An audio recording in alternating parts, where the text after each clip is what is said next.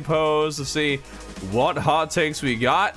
And while the most popular one has, well, several takes on it, so we're going to go from the first one and let's go from there. We're just going to have a good time today, a little bit of a different thing than we normally do.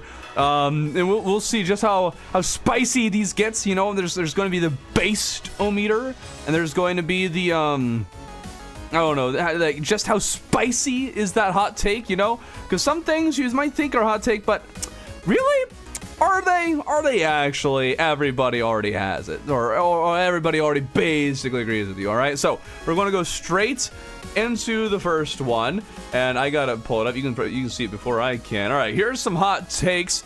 Medium core is the best way to train for harder difficulties or harder modes. It also forces you to strategize and be creative. Okay, so that's an interesting take, actually. It's saying that it's harder, and so it makes you actually get better, while also not being as punishing as hardcore. Like in medium core, you could actually get to the end and, you know, practice against those enemies. So, I mean, that's good. That's good. It works. It works out. Agreeable take. Skeleton archers should not exist. No, those are fine. They're fine. Skeleton archers are not a big deal. Like, come on.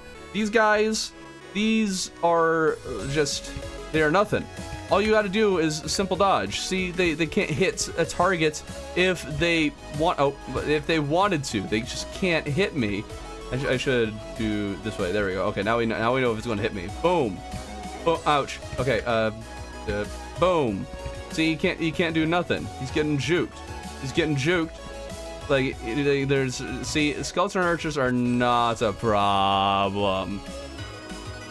All right. Oh wait, I just realized I wasn't showing any of that. Ha. Okay. Okay, this is the second hot take, though. We got that people shouldn't rush Golem right after playing Terra. She unlocks three force? 3 out of 4 things? 3 out of 4 things to do before Golem. If you fight Duke before Golem, Golem also unlocks 3 out of 4 events and also end game, which makes people skip most of the things which are really fun and give you great equipment. No, this is pretty good. I don't know exactly how hot of a take that would be.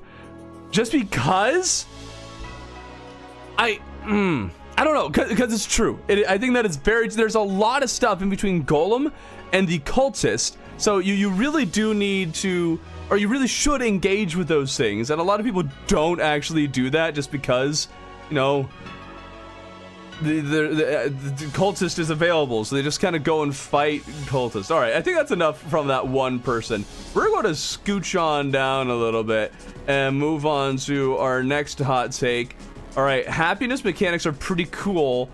It's a newly added immersion, a newly added puzzle to try and place people with others they can tolerate, where they operate best, and it endorses build variety. Gives way for people to find and utilize pylons. It can be a bit unfortunate if it messes up a big house build people like to go for, which I understand, but I like it miles over feeling so inclined to just imprison NPCs or rows. I like to humanize them. Oh, humanizing the NPCs. Even the Tinkerer. Whoa. All right. Respect it. I respect it. But happiness is actually kind of it sucks because I feel like the only way to really know what you're doing is to look it up.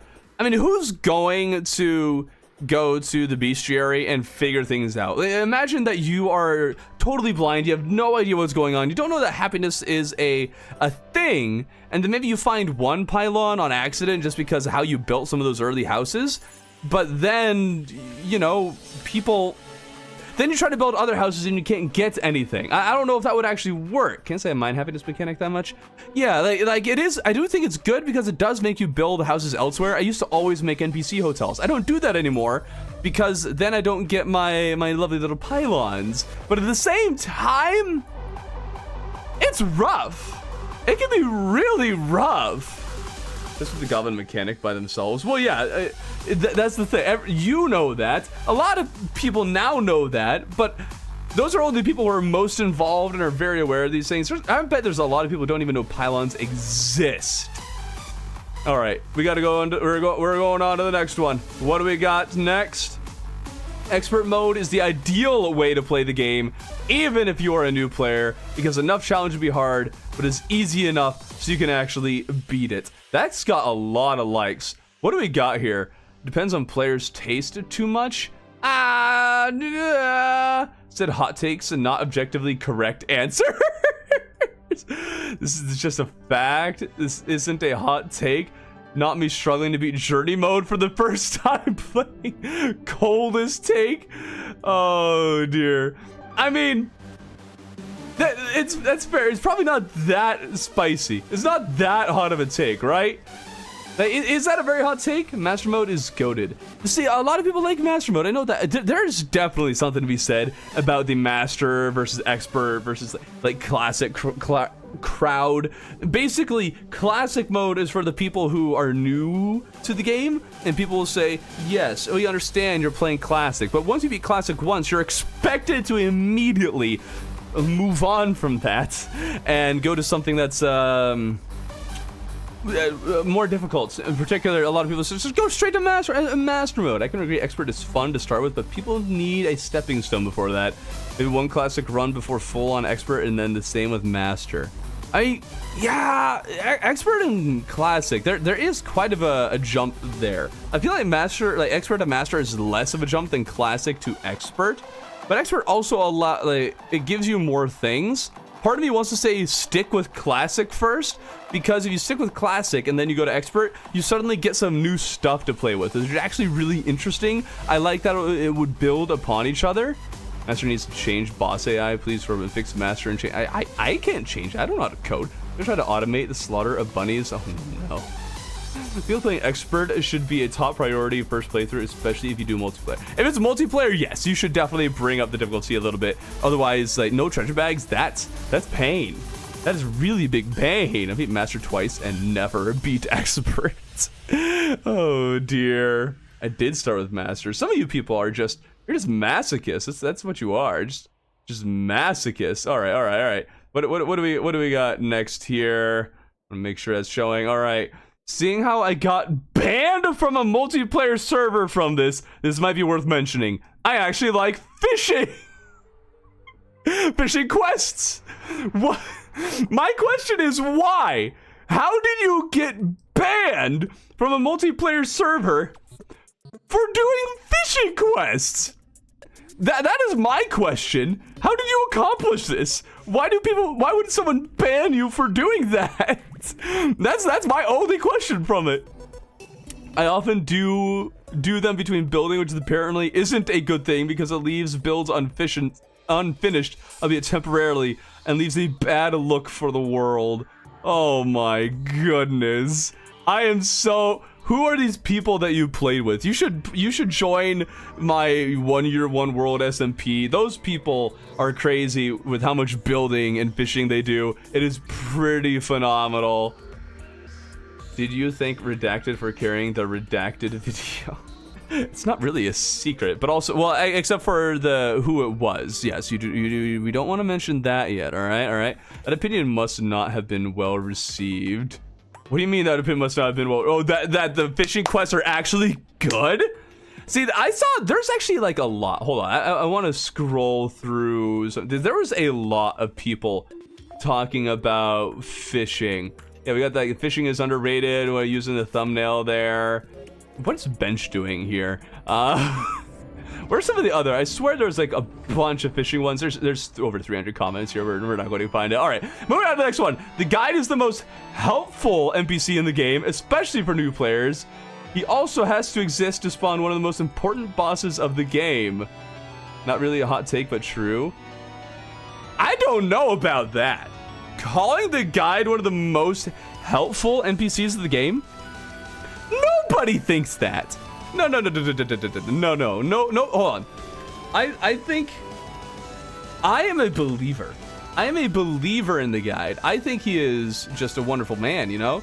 He's great for the new players, you know, figure out recipes. I am always forgetting recipes. I need him. He's very helpful. He'll never lose his usefulness. He's useful through the entire game up until you've memorized every single recipe. But that's not how you're not expected to memorize everything. But who would be more helpful than the guide? Just use the wiki. Yeah, I mean, but if you're lame, you just use the wiki. If you're a lame-o, you have the guide right here who will help you. He will help you on your journey by telling you, look at this. Look at all these amazing things you can craft. And by the way, I'm even going to tell you exactly what you need to craft it. Whoa. Wait, what is that? Wait, what did I just find? What did I click on? See, I didn't remember that the coffin minecart was even a thing. That's what the guide is here for, discoverability. Why would you use the lame old wiki and rely on other resources when you have a built-in wiki right here? He's a beautiful thing. Dolphin's been a member 14 months. Very cool. Please don't use the guide. People don't use the guide, question mark. Yeah, some people just use the wiki. They ignore the guide entirely. Corbin is stealing his viewers' hot takes. That's why the stream exists. Oh, no.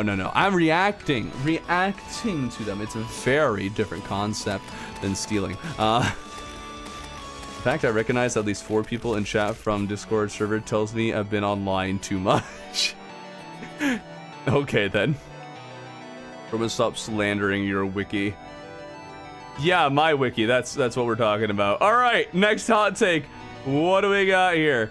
The twins are the hardest mech boss easily. Okay, no, that's based. That is 100% based. All right, the twins are disgusting.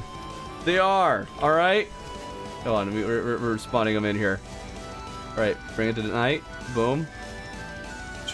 Oh, right, it doesn't do twins. It does retinizer. And then spaz. I did my whole no-hitting thing. These guys took forever. Granted, no-hitting is going to be a lot different.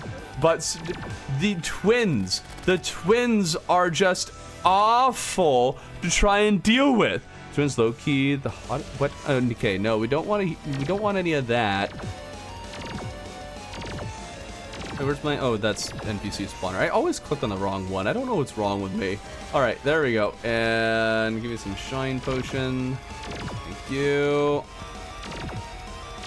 Twins, hardest mech. Destroyer doesn't get enough credit. Does he though? I think some people in the comments later said that Destroyer is the hardest one. So we'll get there. Don't ignore me. I will if I want to. I think Skibbity.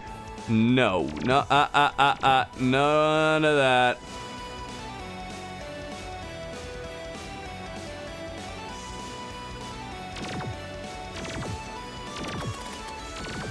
Boom. All right, back today. All right, that was a very, very based hot take. I approve very strongly. All right, we got another thing on medium core. It isn't hard. Get out of here. I have a video. I have literally a video saying it's the hardest difficulty. You cannot come at me, gongster, with that nonsense. It's just tedious. I mean, it is tedious, yes. You keep literally everything. Not if you die too many times. The only challenge is difficulty comes from getting your items, which is made much easier with pylons, teleporters, potions. Hardcore is a real challenge because you can't afford to make mistakes, unlike medium core. Also, melee isn't fun. just throws that in there at the end. Melee isn't fun. Medium core is the hardest difficulty if you value your sanity. That's how it should be. Throbbing medium core is way easier than hardcore. No. Hardcore did not drive me insane. Medium core drove me insane. All right? It drove me insane. Bro, it's like the Eater of Worlds. Just get a piercing weapon and it's easy. What? Oh, Destroyer. Twins are the hardest out of the 3 for me. Yes, that is very true. Sorbet Cafe is going to murder you with facts and logic. For what? The medium core thing? Medium core should be fine if you didn't lose all your equipment, even from the extra 2 slots. What do you mean extra 2 slots? What extra 2 slots? What are your extra 2 slots? You mean from like holding something in the trash or whatever? Medium core is just turning keep inventory off. Yes, and keep inventory should be how Minecraft is. Minecraft is the most annoying game because you lose all of your stuff. It's so dumb, and it's lame, and I hate it, and it's stupid. All right, I don't like it. I don't like it at all. Oh, 1, 2, 3. Oh, that's what you mean. Oh, okay. Should I do a face cam for this? I don't know. I don't think I should, because that would, I don't know, it's in too private. All right, moving on to the next hot take. The rope bundle you throw is overpowered. Really? Good one. It is. It saves so much time. I'm gonna say useless. It would be cool if you could throw ropes using right click. Okay, oh, and this is one actually. So I never, ever used rope bundles. I don't remember. I don't think I have actually ever once used a rope bundle. Okay, so here, let's go over here. Let's grab ourselves a rope bundle. Why would these things be helpful? Oh, it's a rope coil. Well, whatever. That's just great. All right, and again. And again. Okay. What if can I attach it to the bottom? Oh, no. What if I throw it here? Ah, there we go. Okay, so that's how rope coil works. But how is this OP is my question. How is this OP? Why wouldn't you just, you know, like, hold on, grab rope. Instead of being like, oh no, how? Oh wait, I need to get something to mine things with. Hold on. Where's the Pixar? There we go. Oh wait, so say you encounter the same situation. We just saw what you will do with a rope coil. You throw it once, twice, 3 times, you know, hoping that your aim isn't super off, and you'll get there. Great. You can be over here and be like, wow, boom, and now you have all this rope. Great. Why don't you just, you know, walk here and just, you know, kind of just build up like this? Why don't you just do this? Why? How is the rope bundle? How is throwing this thing more helpful than just simply go up? Just hold left click above you. So why? I can only think of the rope bundle being helpful in a real pinch. Like, you're about to die, you need to get out of there, and you have 0 mobility, so your only option is to throw some rope, jump up to it, and escape, at which time you're already dead. Yeah, why? Why would this? Okay, no, that it is not based. It is an incredibly spicy take.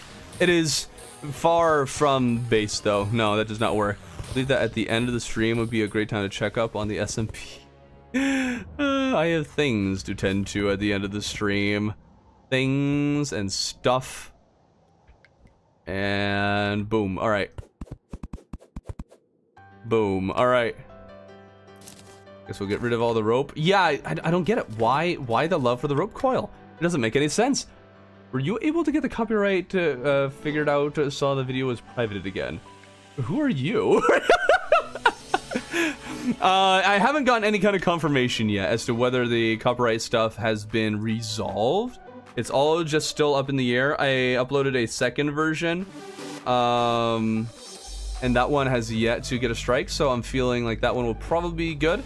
So hopefully Past the World Episode 2 will release tomorrow. That's right, if you didn't already know, that's coming tomorrow. If all the copyright stuff lines up, like we don't have any problems there. I can't wait for Sorbin to face reveal at the end of this thing.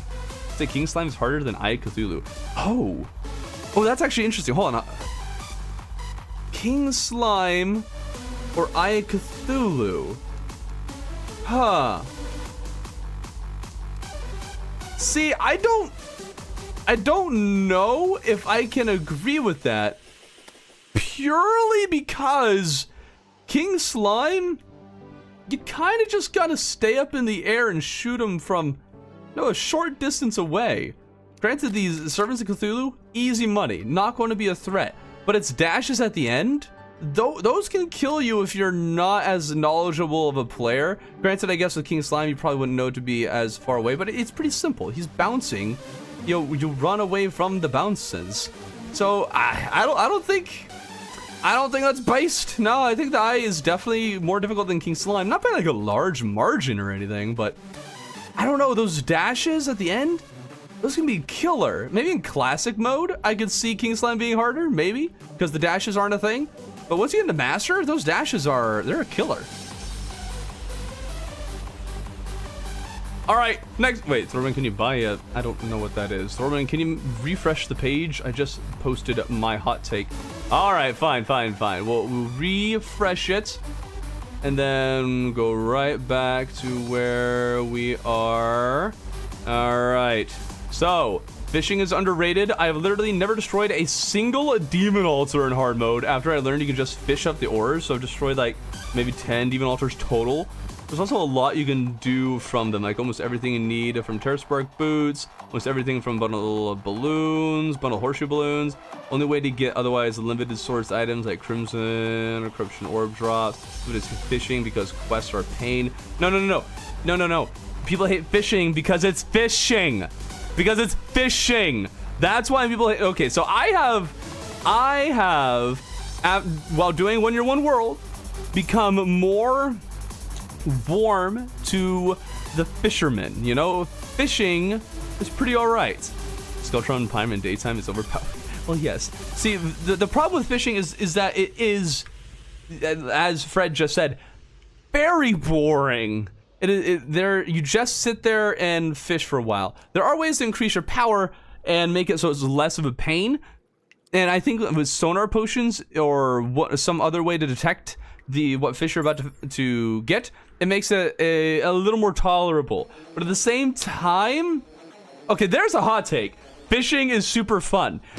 How? Okay, hold on. There's something. All right, give me a fishing rod. Boom. All right, tell me, what about this is super fun? Are you having fun yet? Is this a good time?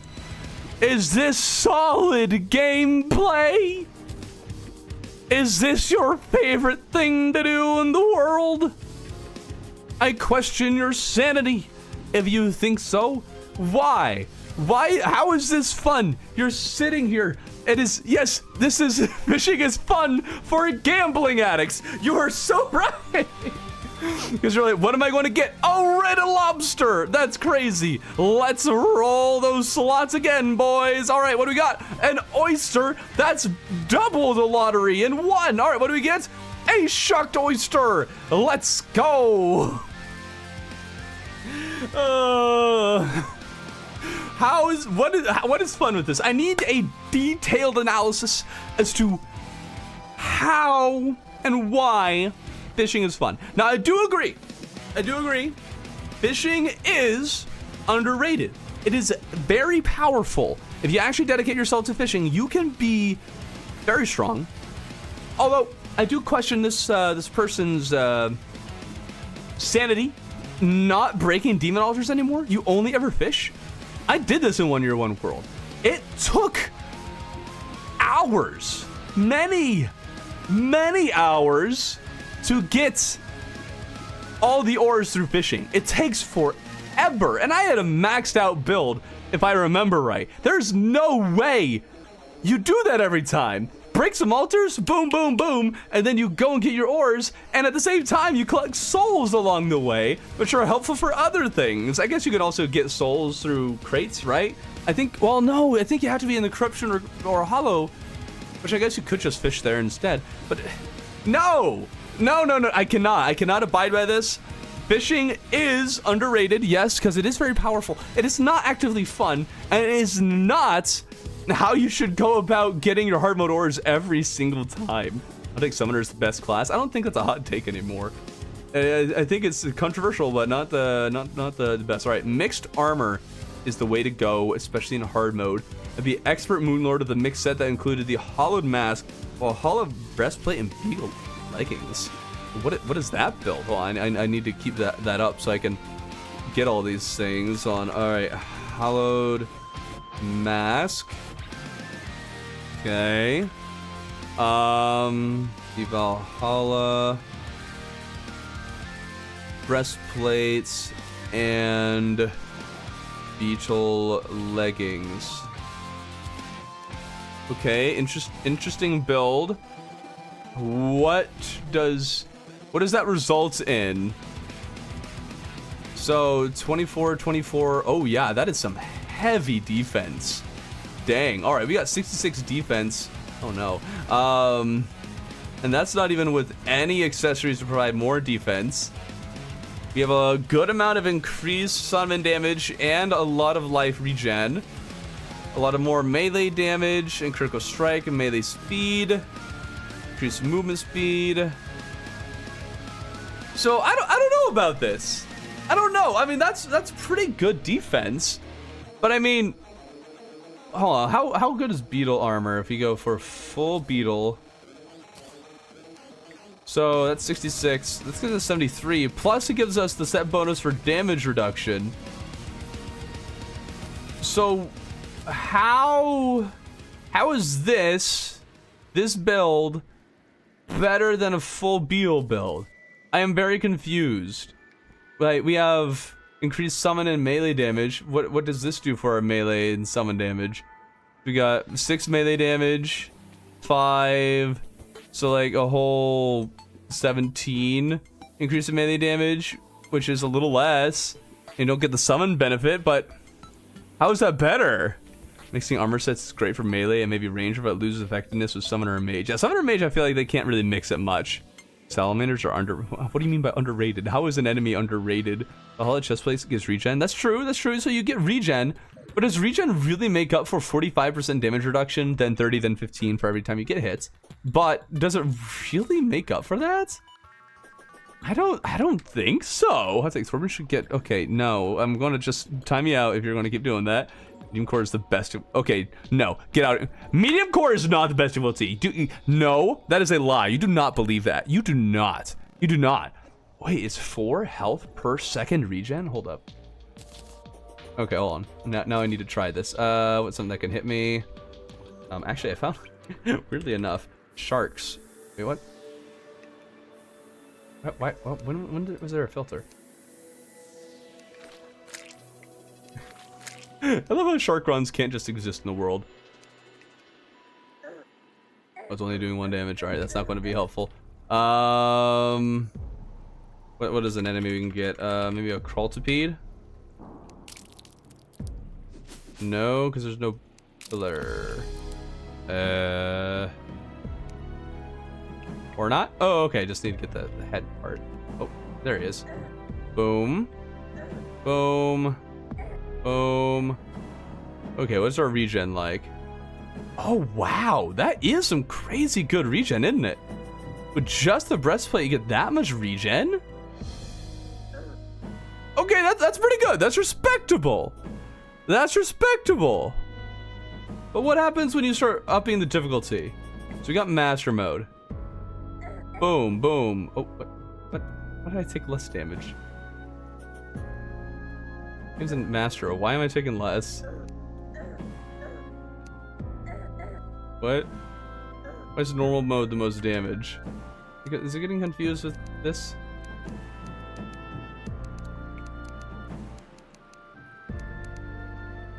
Okay, I think it's getting confused with this. Alright, there we go. Ultimate, there you are. Alright, still 1. Master.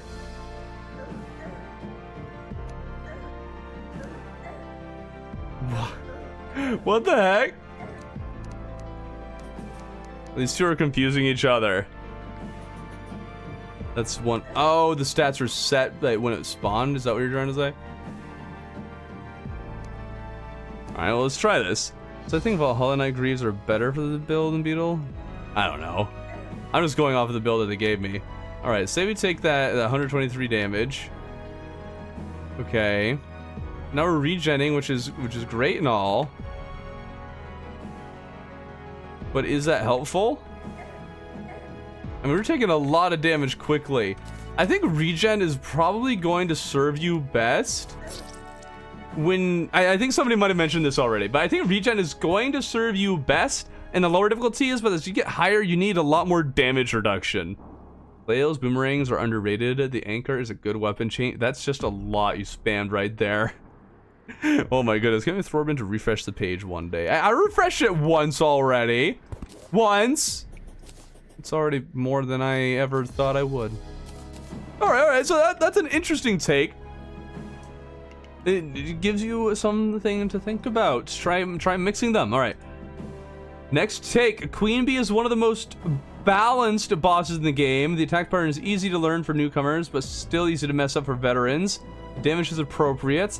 The drops are great for the stage of progression. It's the only pre-hard mode boss I actively look forward to farming.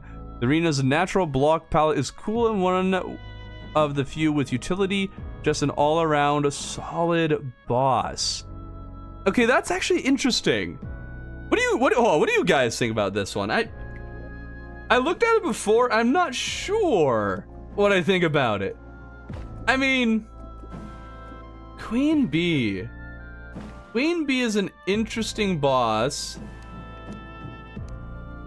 but I don't know about most balanced one, because it's pretty easy to skip her and just not need to worry about it.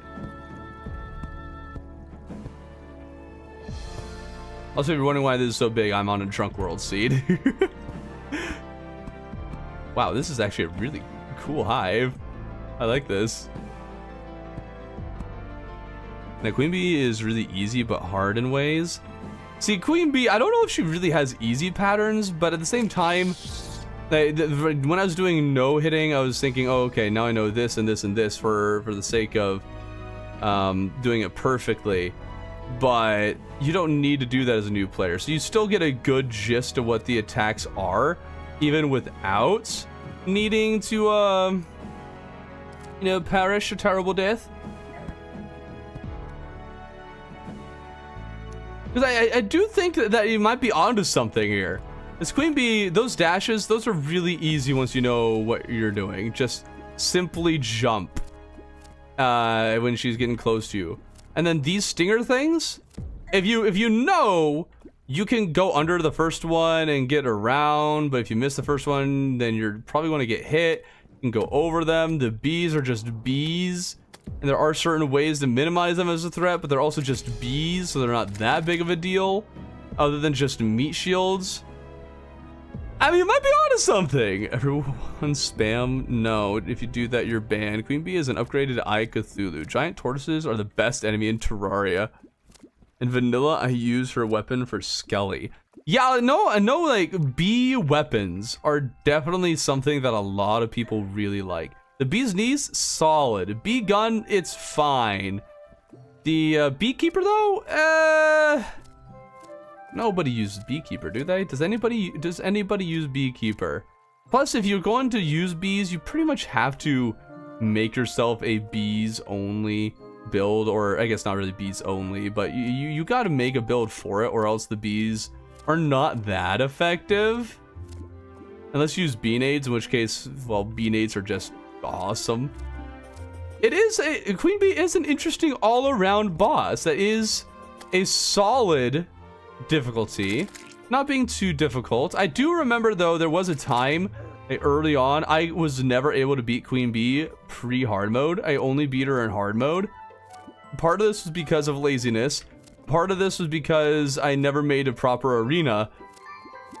That's my defense of my actions and you know, like a skill. Beekeeper is a decent sword for casual gameplay. Casual gameplay! Its edge and most of his components are just better than Beekeeper, though.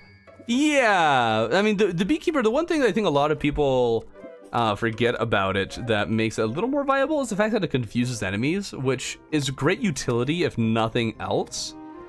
In case you want to keep enemies away. And if you stack Beekeeper with a Brain of Confusion on a Crimson World, you could really keep all of your foes so far away that you're just not going to be touched unless you're fighting a boss. That's so hard when you said casual gameplay. Anyways, that's an interesting take. I like that take. Queen Bee being one of the most balanced bosses. It's an interesting idea. I don't know if I agree, but that's pretty interesting. Also, make sure to like the stream so more people can see your hot takes. All right, we're going to refresh here, just so we have some refreshness to go on. All right, next hot take. If it was not easy to cheese, Destroyer would be the hardest mech boss. And if all bosses were easier, they would be the easiest. So if they're harder, they would be that's not what. But it's literally hard because or easy because you can cheese it. I don't think that makes sense. If the twins were a worm, they'd be easy. The easy boss. I don't know if I'm defending this the right way that I should be, or in the most eloquent way. But yeah. All right. Next one. Journey mode isn't the Weenie Hut Junior way to play. It's fun if you want challenge. You get difficulty slider. The duplication is balanced. You have to beat a boss 3 times to get 3 treasure bags to duplicate. It's just a nice, especially for a builder. Okay, I respect that. I respect that as a take. Builders could... I don't see any reason a builder should do anything but play in journey mode, because it's journey mode and you can duplicate all the blocks, so you can really focus on your craft that is building. So I think that makes a lot of sense from a builder's standpoint.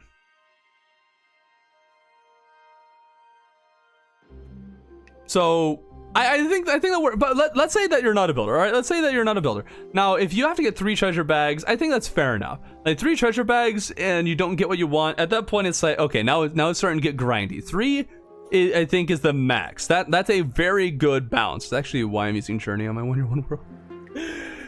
The point of Wonder One World is to do the grinding. What's wrong with you? But anyways, so yes, a builder should definitely use Journey mode. A non-journey player, I mean, the fact that you have a difficulty slider makes it all a wonky experience, so you kind of just can curate each boss to your own desires.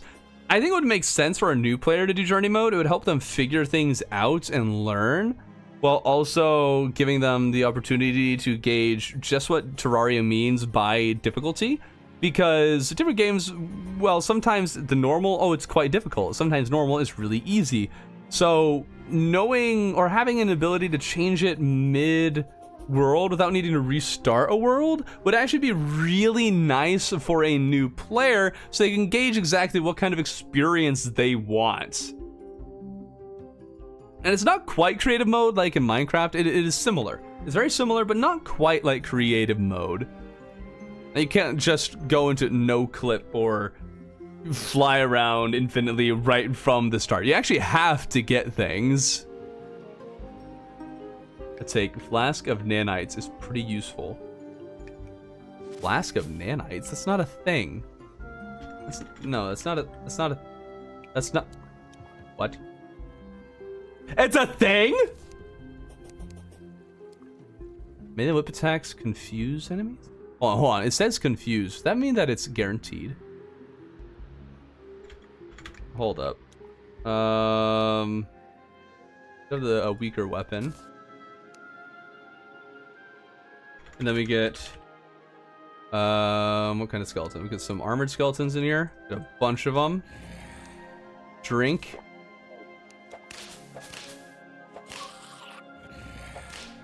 It's guaranteed?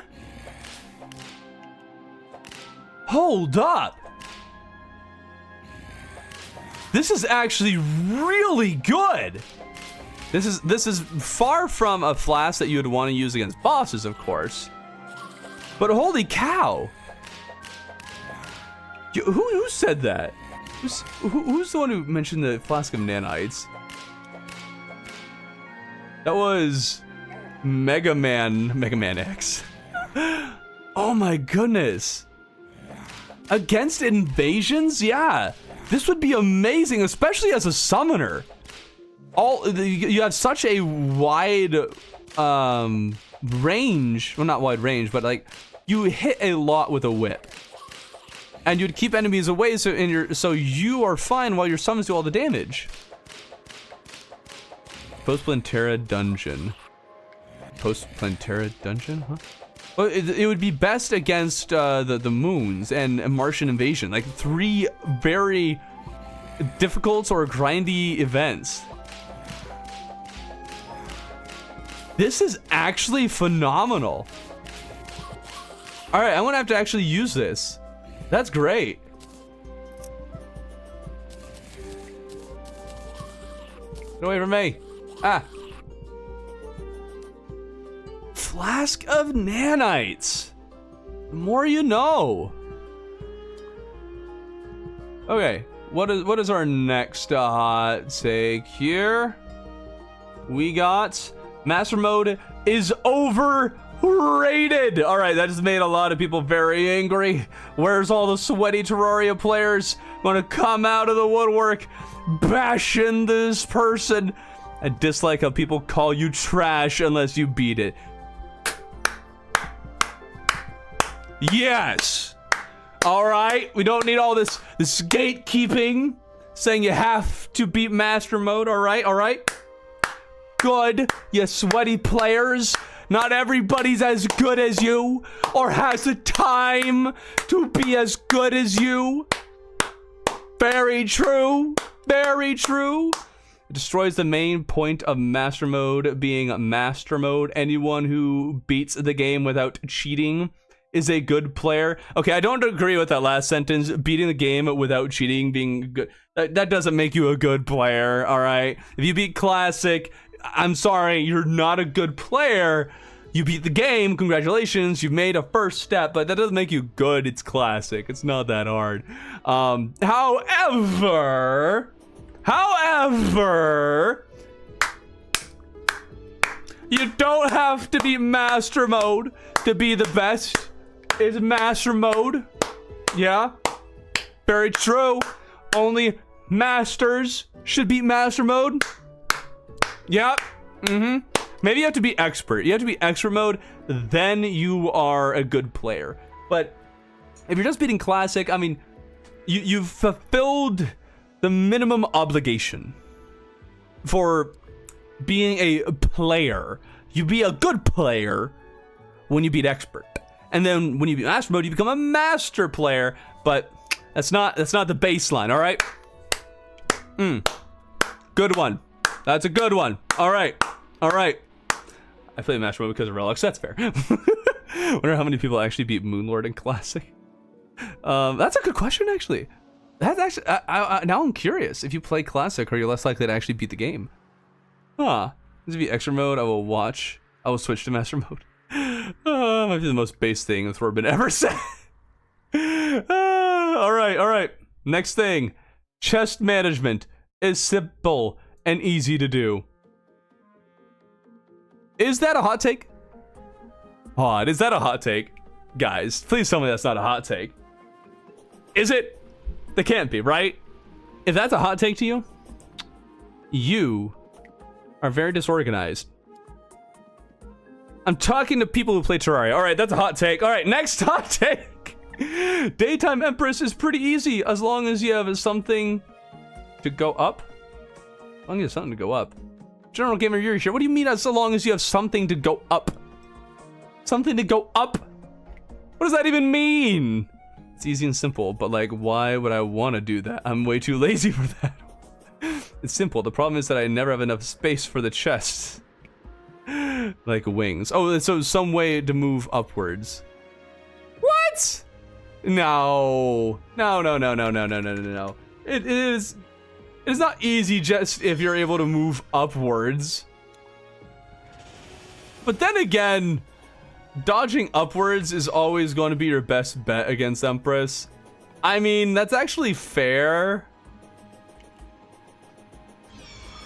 Like, oh, I hit spacebar, I didn't move. Okay, I guess I didn't hit it right. Like, I guess right now I'm very casually fighting Empress and doing a good job at it with gear that I would theoretically, well, I guess I wouldn't have infinite flight, but I haven't even flown that much, so it would be fine. Like, this actually isn't that bad. All right, you might have a point. You might have a point, so long as you're able to move upwards You can probably dodge most of her attacks. You do need some downward movement. But like, yeah. If I were to actually be trying for this, I mean, this wouldn't be that awful. Huh. Especially if you do one of those max damage builds or something. You can kill this really quickly. Whoa, hold on. What about second phase? What happens when you get to second phase? No way, he tanked 10,000 damage. Maybe you're so good because you've done so dirty by the Stellar Tune. I mean, that's fair enough. That is fair enough. I fought Empress so many times that my opinion on her difficulty is probably pretty warped. Especially since I do know that Empress was a boss that took the longest out of any boss for me to beat on tier. But even so, I mean, it's not that bad, all things considered. Mostly just because Empress is a predictable boss. Like, she has a very clear pattern with very clear telegraphs. The only thing that is a little oof with Empress is the fact that she has that one attack with the homing projectiles. That can really get you. I'm still not entirely sure how you dodge that. Beat get fixed one legendary mode with only summoner. I mean, I've gotten a lot more used to summoners, so like, it probably wouldn't be the biggest deal in the world. Okay, I don't know how base I can say this is, but it's definitely a lot more base than I thought it would be. You should do 1 year, 1 life. Okay, no, that's not happening. That's definitely not happening. All right, next hot take. No, oh, I'm on the wrong screen. All right, here we go. Hot take. People say expert mode is the definitive way to play the game as a newcomer. Need to understand that expert mode is hell if you're still learning the ropes. You don't know where to look to get powerful weapons, and equipment and progression would take forever. Wow. All right, very strong opinions on expert mode. Okay. I can respect it. I can respect the strong opinions. You have to remember, most people in this chat aren't normal Terrarians, and we forget how hard the game is for new people. Exactly. The people, that's the problem with gaming content in general.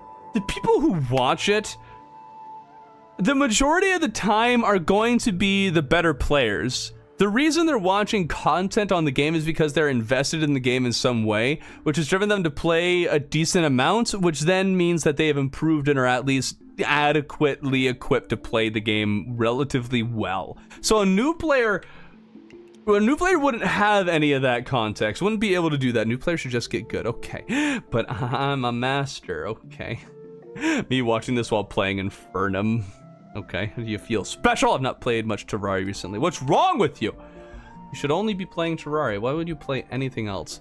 Ooh, jungle, pretty. All right, we're staying here for now. All right, but I think the heart of the comment being that, hey guys, get off our back, expert, like, let us play classic mode because you don't understand.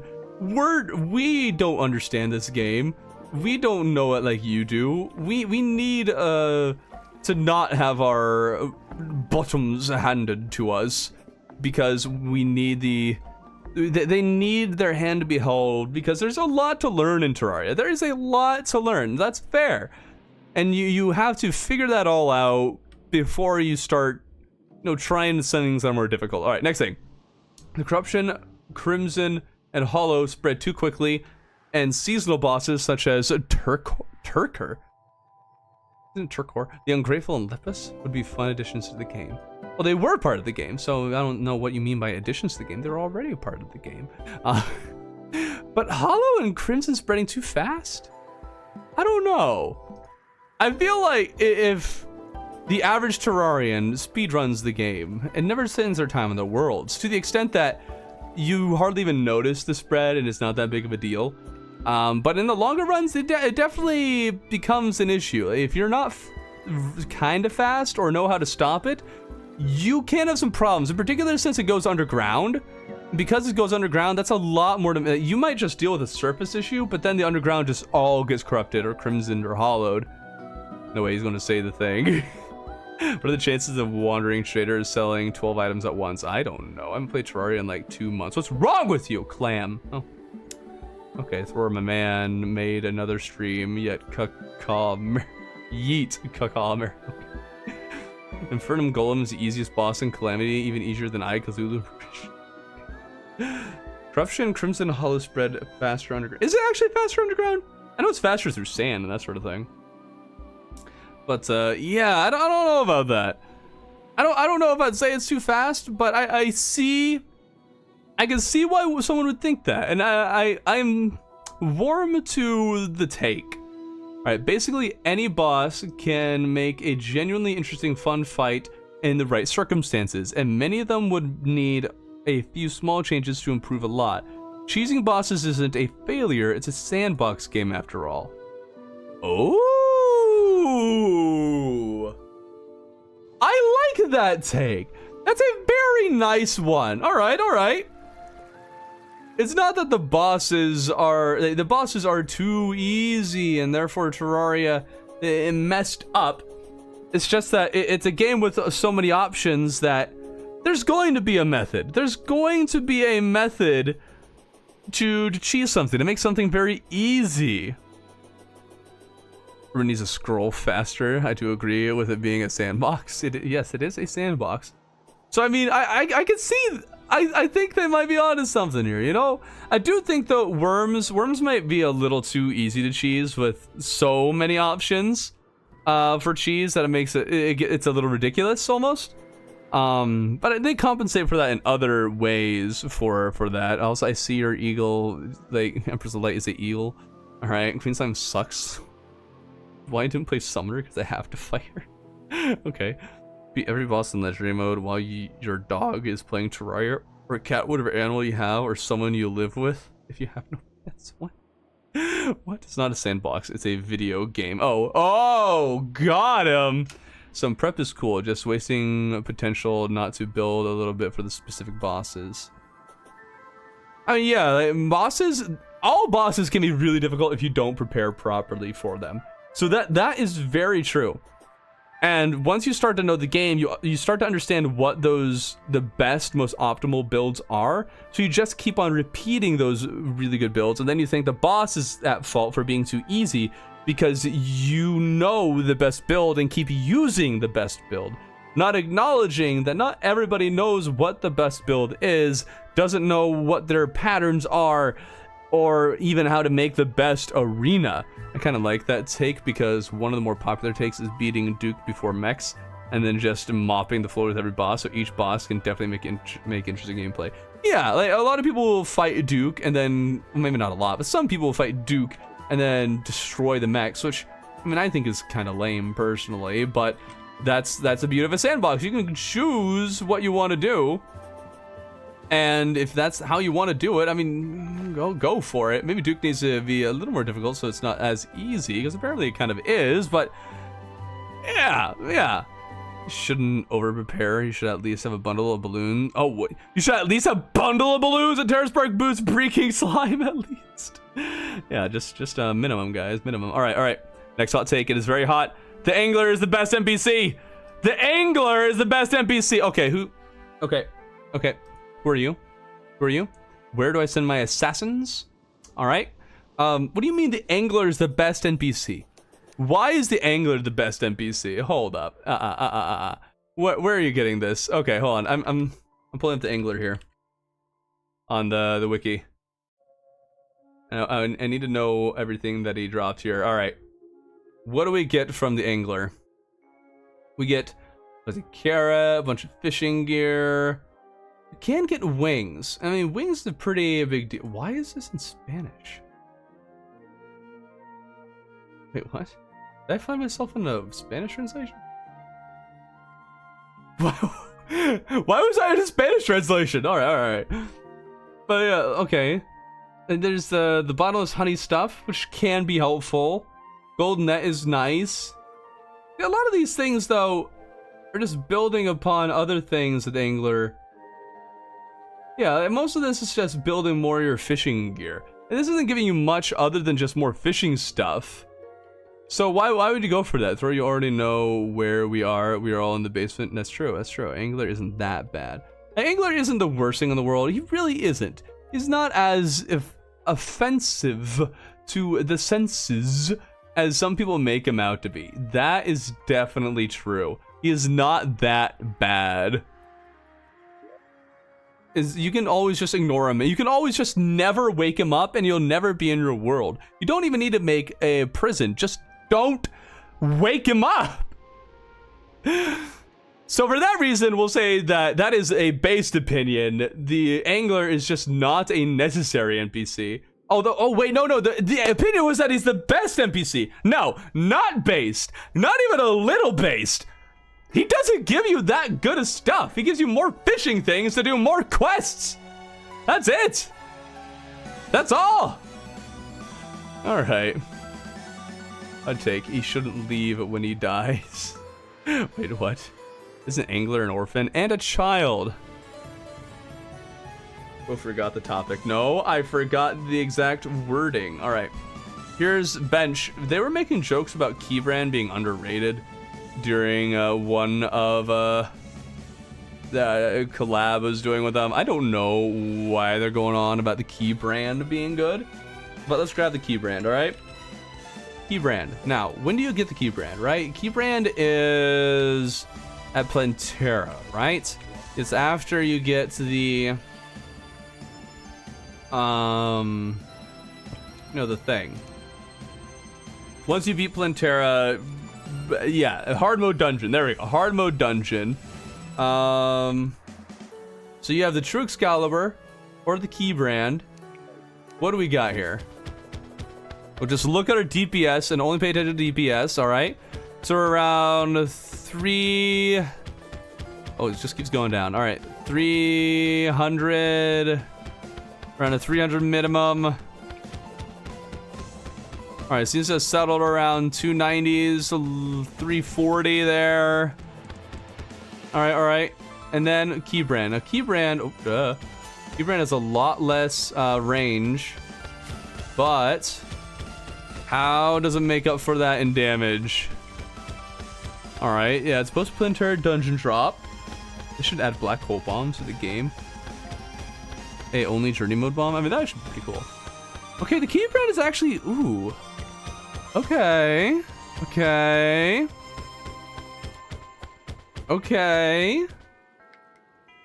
Hold up. This might be based. This might be pretty based. All right, let's grab armored skeletons. I want to know if that shining does anything. Or is it just sparkly? Okay, it's just sparkly. It's got pretty solid knockback. What is it? Critical strike. 30% critical strike. Ooh.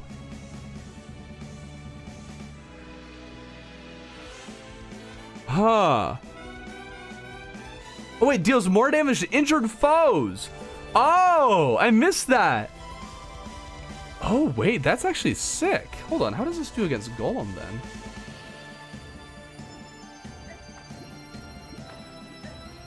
Alright, this might be based. This might be very based. Alright, where's our jungle temple? It's gotta be around here somewhere, right? Jungle temple. Where is it? Hello?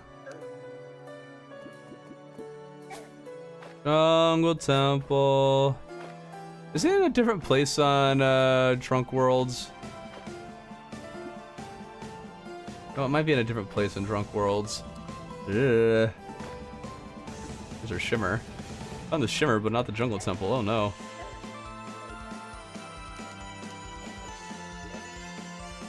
Jungle Temple. Oh, and upon hitting enemies that have less than 10% health remaining, Keybrand deals... Wait, enemies that have less than 10% health remaining, Keybrand deals a maximum 150 additional damage for a total of 150% damage. All the enemies that'll have 10%... Whew, bro missed it 6 times? What do you mean I missed it 6 times? Missed what? Where's the jungle temple? There you go. Please read. Can you promote? No. I don't promote other channels because there's no real point in doing so.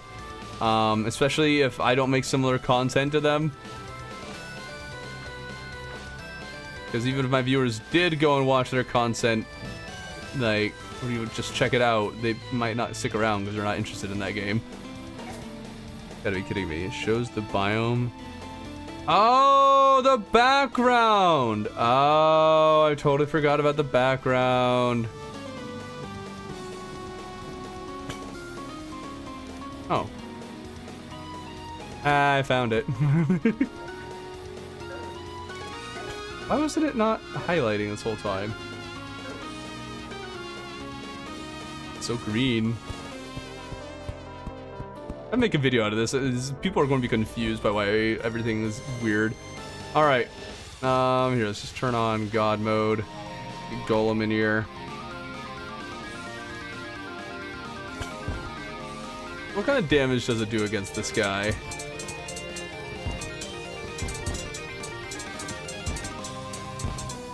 Actually, not a lot. Now, what if I just switch to this?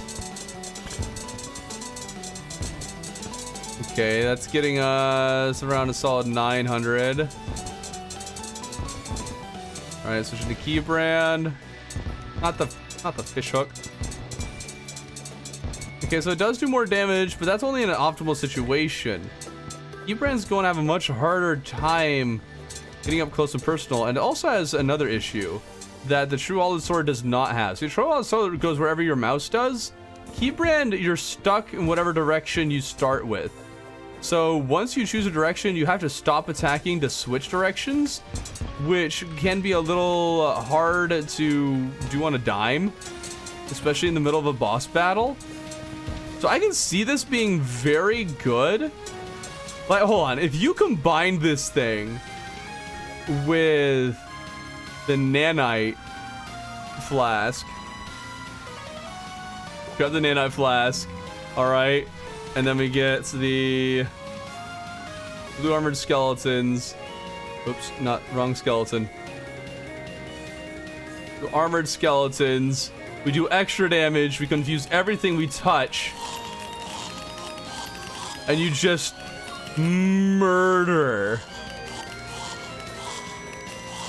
Okay, bench. All right. That's fair. The Keybrand might be a little underrated. It actually does have some interesting use. It's a viable weapon. I don't know if it's good against any bosses. It's a little too short on the range front. But it's not a bad weapon. Okay. Tank Summoner is somehow a viable strategy. Okay. But what is the strategy? You can't just say it's viable without telling me what the strategy is. That doesn't work. All right. Next on, Master Mode, Medium Core is the most fun way to play. Master Mode, Medium Core? Currently, I'm for the worthy Medium Core run, and I built a giant room under my base that is a row of platforms for each relic in the game. 55 relics per row of platforms, and I don't allow myself to beat the next box until I have gotten 55 relics. What? Okay, no. You're just a masochist. You terrify me. You terrify me. That is insane. Build a giant room under my base as a row of platforms for each relic in the game. 55 relics per row of platforms. Don't allow yourself to beat the next box until you have gotten 55. That's so many. Why 55? Why 55? Also, you're just doing a waffle time run. He did the medium core for the worthy. No, you are not mentally stable. Yes, what you said. That doesn't seem mentally stable. What? That is a very hot take. Not even close to base. Whew. All right, that would be rough, man. That would be rough.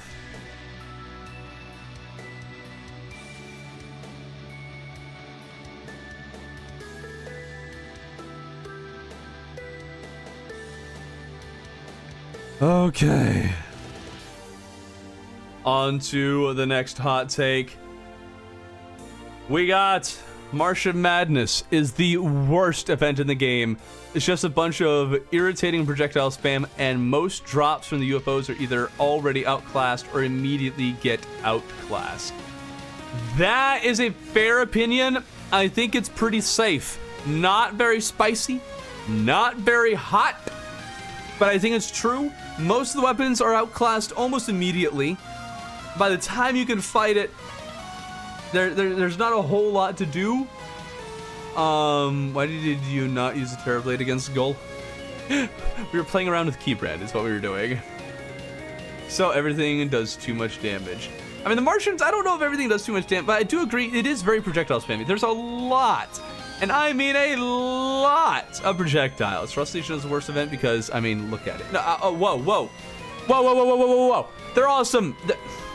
Get here, get over here. They are snowmen that kill you. Hold on, I need snow globe. Come here. Increase your spawn rates by a bunch. Speed up time. Get here faster, you.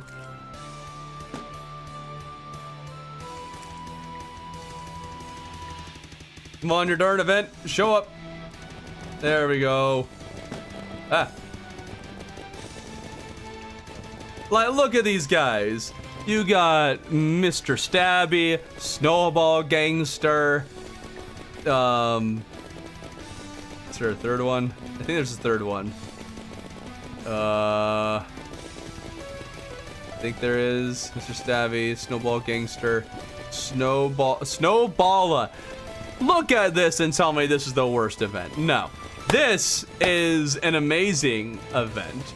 Terrorblade is just better now. Wait, then without the Terrorblade buff, the Martian Sword does some serious damage for Moonlord. That's fair, but it happened. Like, the Terrorblade is just better than Influx Waver. This is the worst event. This is the best event. What are you talking about? The Frost Legion is the best thing you could ever ask for. Tank Summoner, you'd run Squire Valhalla and as many forms of fresh Knuckles as possible. So like the Knuckles, Hero Shield, Berserker Glove, and something like Onk Shield. What? My username Snowballstorm is cringe. Okay. Flux Waver, Laser Machine Gun, and Xeno Staff are pretty good. They're pretty good, but you also have better options for all of those. The Xeno Staff does have some unique cases where it is particularly better than others, so that's fair. And also the Xeno Popper is going to be your best shotgun if you want to use a shotgun with chlorophyte bullets, and that can be very good. So there are definitely some good options there, but a lot of it is outclassed or otherwise rendered useless very soon. Full take, I could take Thorben into fight. Hot take, you could never. That's not a hot take. Wait, oh darn it, I ruined it. All right, Magnolia, what do you got? Hot takes. Fishing is good. Screw you. Why do you attack me like this? Hold on, no. I never said fishing is. But no, I think I did say fishing. Did I say fishing is bad? No, I said the angler fish quests are not that valuable. Fishing is boring, but not bad. There are good things from it. I said this. Fishing is underrated because there's a lot of really good stuff, but it's boring. Screw you. Journey mode is not a creative mode for Terraria. That's exactly what I said. I don't know. Skeletron, bad. Thorben, good. Wait, hold on. That can't be a hot take. That's a cold take. Bees are still a viable strategy against the walls. Yes, bees are definitely a viable strategy against the wall. They definitely are. I do not contest that. I just say that if you want to do a bee strategy, you kind of got to really hard focus on bees, or build a little bit for it. All right, Modern Redemption is currently better content than Calamity. Yeah, we'll just focus on vanilla stuff. We'll ignore all those. So that's interesting. My hot takes. Melee is the best class. Terrorblade is mid at best. All debuffs except Icar suck. I have a video that I'm making that's gonna, that's gonna make you, All right, turtle armor is better for face tanking than beetle armor. I think that might be true, if I remember right. Dirt bombs are one of the best items for building. Empress isn't worth killing ever. The soaring insignia alone makes it worth killing. That's a lot. That's a little too much. What do you mean dirt bombs are better or good for building? Why are they good for building? And also, what do you mean Terrorblade is mid at best? It is a good weapon. Although you can get to the flying dragon sooner than that, and it's better. So I don't know what to say. Yeah, melee being best class is a bit of a hot take, though. I don't know how many people would say that. Maybe a lot, maybe not enough. All right, we have our next person here saying fishing is overpowered. We kind of already covered that. Duke should be the first boss you beat in hard mode. No, no. Only reason I ever fight him first is because I want the stuff after to be a challenge. What do you mean the stuff after to be a challenge? The only reason I never fight him is because stuff after I want to be a challenge. Why would you want him to be the first boss to be in hard mode? Why would you go to Duke Fishron immediate? That's just negating the reason for the rest of the game. I don't get why people want to kill Duke Fishron before they kill any mechs. You're just making the mechs pointless, useless. You're making Plantera and Golem even more of a joke. Why? You're basically just, that is just speedrunning. It's negating the reason for the rest of the game. None of it has a point anymore. It's too easy. Fishron is fun, but why would you do him before the mechs? Save him till a little bit after. At least beat the mechs first, and then maybe do him before playing Terra if you really want to. But his drops are too good to just say, hey, I'm going to ignore everything up to Cultist. I now have Cultist weaponry for right in the start of hard mode. Everyone calling Golem a joke is a riot. Okay, fun fact, Icar is pronounced Icor. Oh, I'm aware that some people think that. I am back. Wrong channel. Well, what channel did you think you were on?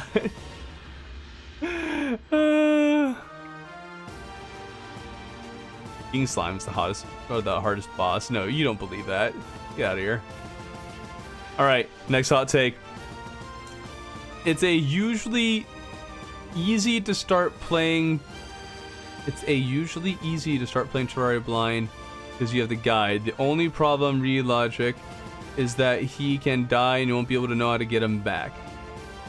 Oh my goodness, Dale, you don't understand. You don't understand. I have been sitting on these videos I've been wanting to release for a long time, but just haven't found a good opportunity to do so. I have 2 videos lined up where I brought 2 of my friends who had never played Terraria, they knew nothing, literally nothing about the game, and that is exactly what happened.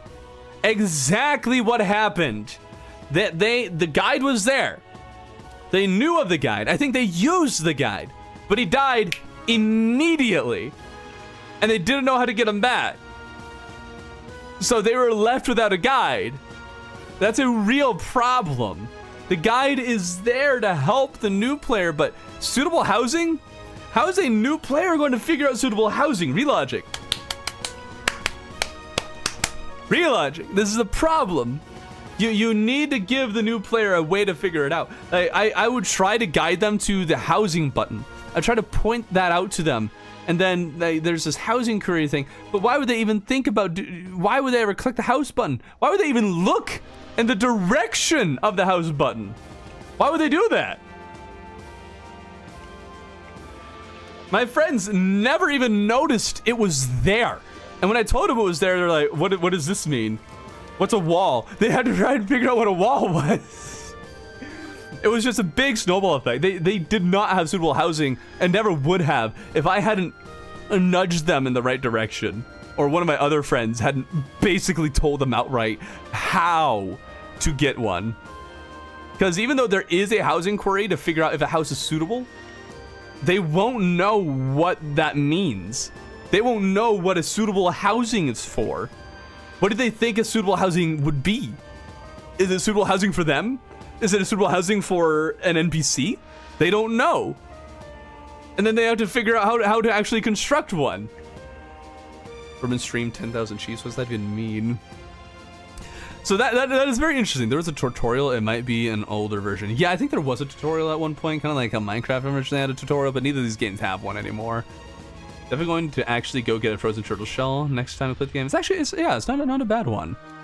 Guys, overrated. Just memorize every recipe like I do. Yeah, just do that. I've played this game for a decade and I still don't have them all memorized. All right.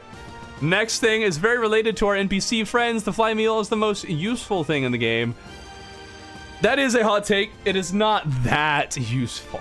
It is not that useful. However, it is very useful having a way to easily get rid of NPCs you don't want. That's fair. That's fair. All right. Hot take. I won't get caught not paying my taxes. NPC abuse is funny. For some reason, the fly meal never worked for me. Oh, well, what? It's just for killing NPCs. Well, yes, that's exactly why it was created. All right, next. I enjoy fishing. It's just a simple, repetitive task, but it's nice and relaxing. Okay, fair. I can appreciate that. I think it's boring, but if you like that kind of thing, fine. Maybe it's the difference between the casual and the person who can't stand not doing something. Granted, I have done it a lot more and grown an appreciation for it, but I think it's also partially because I'm streaming, so I at least have you guys to talk to. All right, Calamity mod is overrated. A lot of people think that. I don't think it's a very hot take anymore. A hot take, Zenith isn't the best item in the game. It's the Meowmere. Aren't there dedicated videos talking about this? How the Meowmere is better than the Zenith?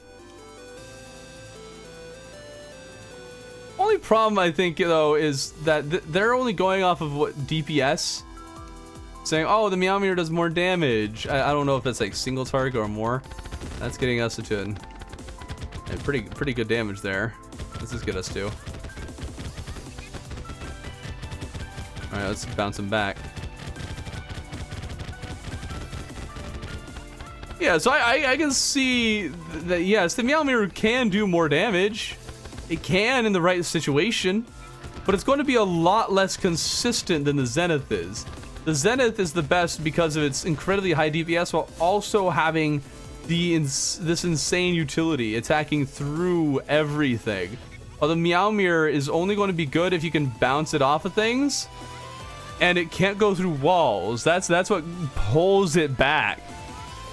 The Meowmere is a literal cat sword. Also, I don't know about the videos. Yeah, I think there are actual videos about this. I guess Meowmere can be better in enclosed spaces. Yeah, like if you're underground, I can see this. I can see this being the best. But even underground, this will go through the walls and deal with the enemies. So, the Meowmere responds to melee buffs much better than the Zenith. It can scale higher. It does. It does have higher base damage. What do you mean that it responds better to them? Everyone can have their own opinion. False. Weird. I remember Zenith being a lot better. Didn't the Meowmere kill the player? No. Copper short sword is better. Based. Cats are objectively better than the Zenith sword. How are you going to get something better than cat sword? Easily. Zenith. Moving on. The essence of Terraria is ruined by large mods and quality of life. Okay. Quality of life part. Depends what you mean by quality of life. Always hated quality of life, just fast mining and innovator. It's a housing. Why destroy fundamental aspects? Pretty hard mode. Recipe browser is not an overall. Okay. I as the 1 year 1 world guy, I can't really disagree with this. Part of the reason I did that is to encourage people to take the game slowly, more slower, and actually enjoy the game for what it is, what Terraria is, which would mean doing that grinding. So, I agree.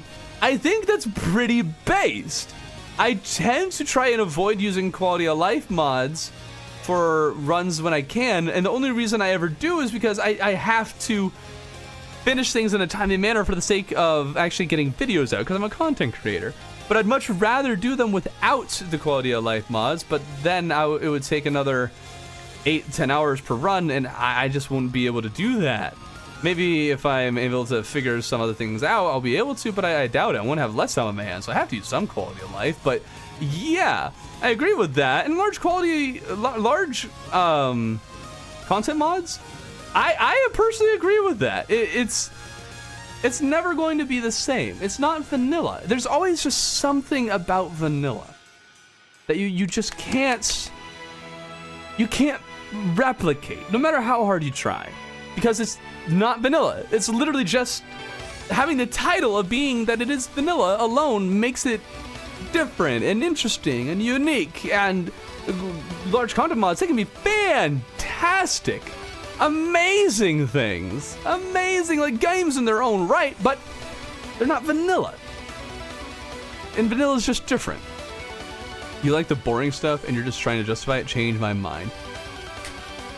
See, I didn't like the boring stuff until I did them. That's the thing.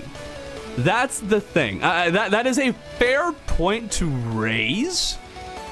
That I like the boring stuff. So therefore, I'm trying to justify it and say that it is the better way to go about things. However, I hated fishing. I hated building. I hated taking my time in the game until I did 1 Year, One World. Until I actually took my time in the game. That's when I actually started to enjoy it. When I changed my mindset entirely from I'm here to beat the game to I'm going to mess around in the game and just do whatever I feel like. That made me enjoy it a lot more. So for that reason, I think that's where it's going to land. Hot Takes Forbidden needs more subscribers and clout popularity. Oh yeah, that's definitely true. That way I make more of the YouTube incomes. It would be great. And maybe someday do this full time. You know, it'd be wonderful. I had no clue what some blocks were on my first playthrough. Planked walls made no sense. What do you mean they made no sense? I'll take about mods. Using mods that give you a wing or boot slots is the easy way out.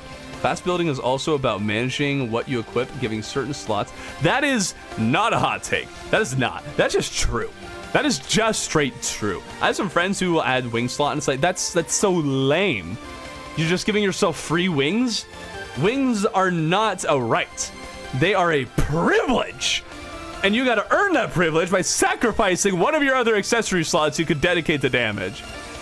All right? So, yeah. You should not have things that just give you free stuff. That's lame. All right, next hot take. What do we got? It's hard for me to enjoy Terraria anymore after seeing a tweet from... Oh, this is totally different. All right. Seeing a tweet from the lead dev bashing Minecraft developers, adding child safety measures in Minecraft to protect them from groomers. What are you talking about? Why is this what? I don't know what this is. Also, what are these safety measures? What safety measures is Minecraft? Are these like the chat features? What are we talking about? Also, what tweet? Chat reporting was universally hated. What? Yeah, like, chat reporting is one that... Was it chat reporting?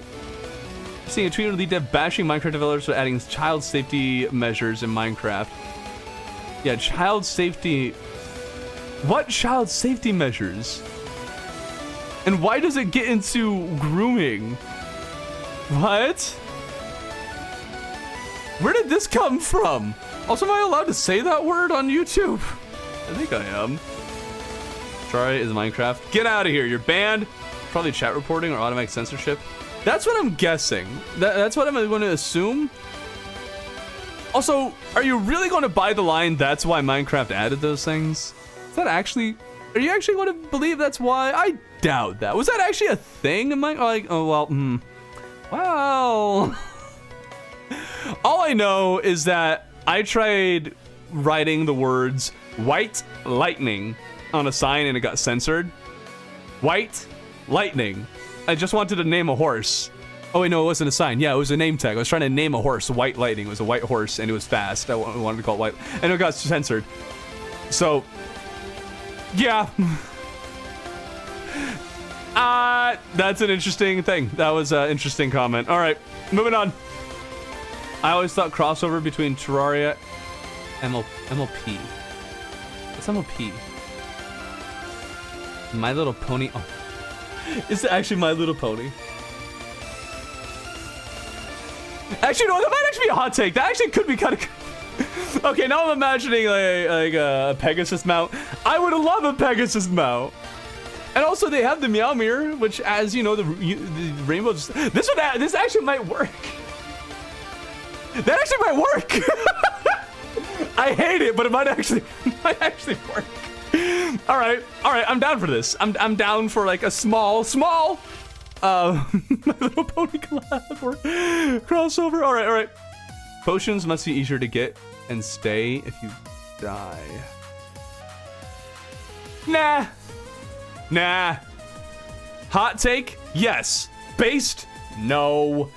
Potions are not that hard to get. A lot of them are very easy to get.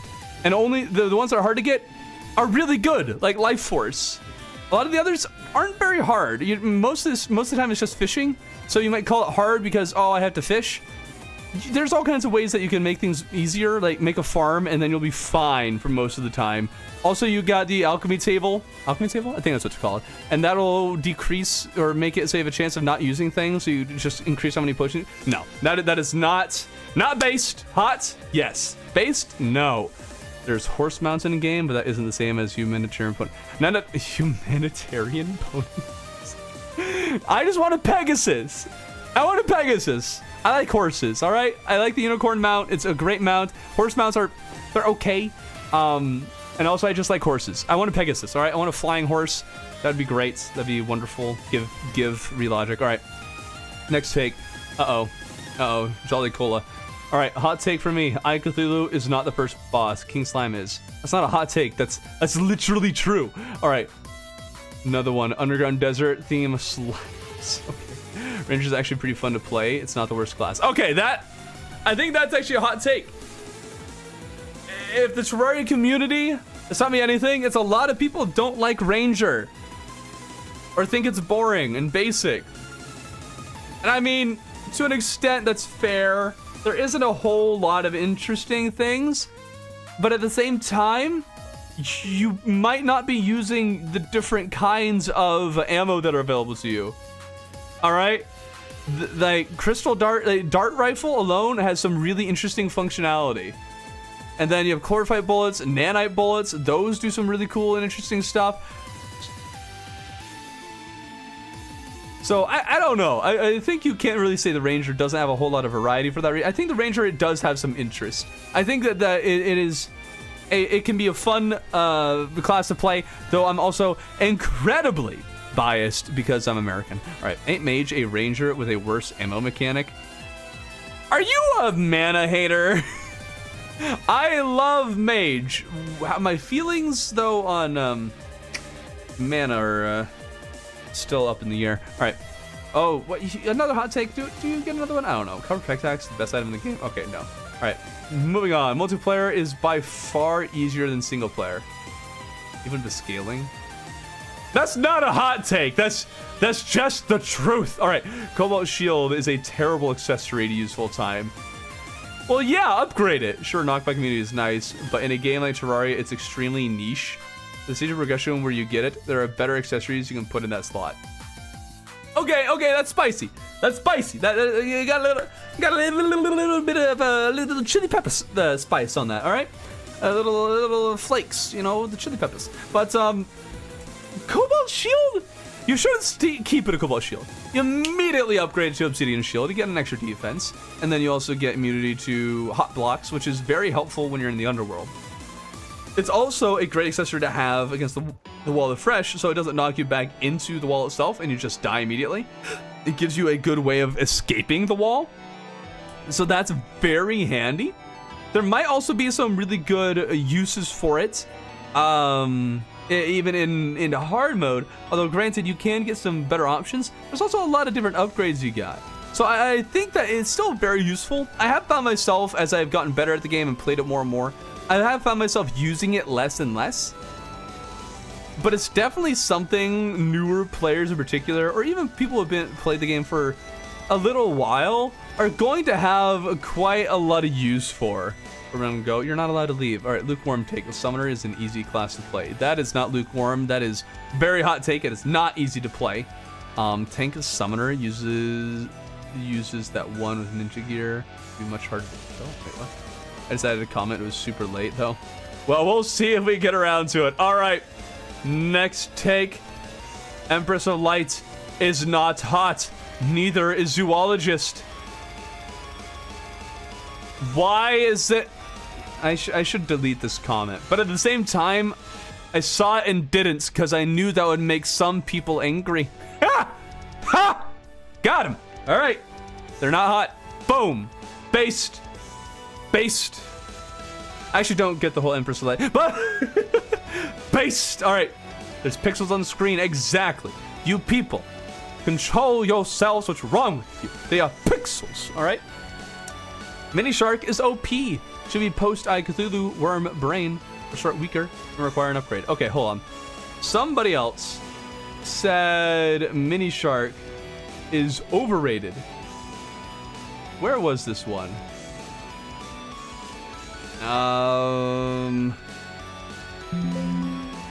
Minishark.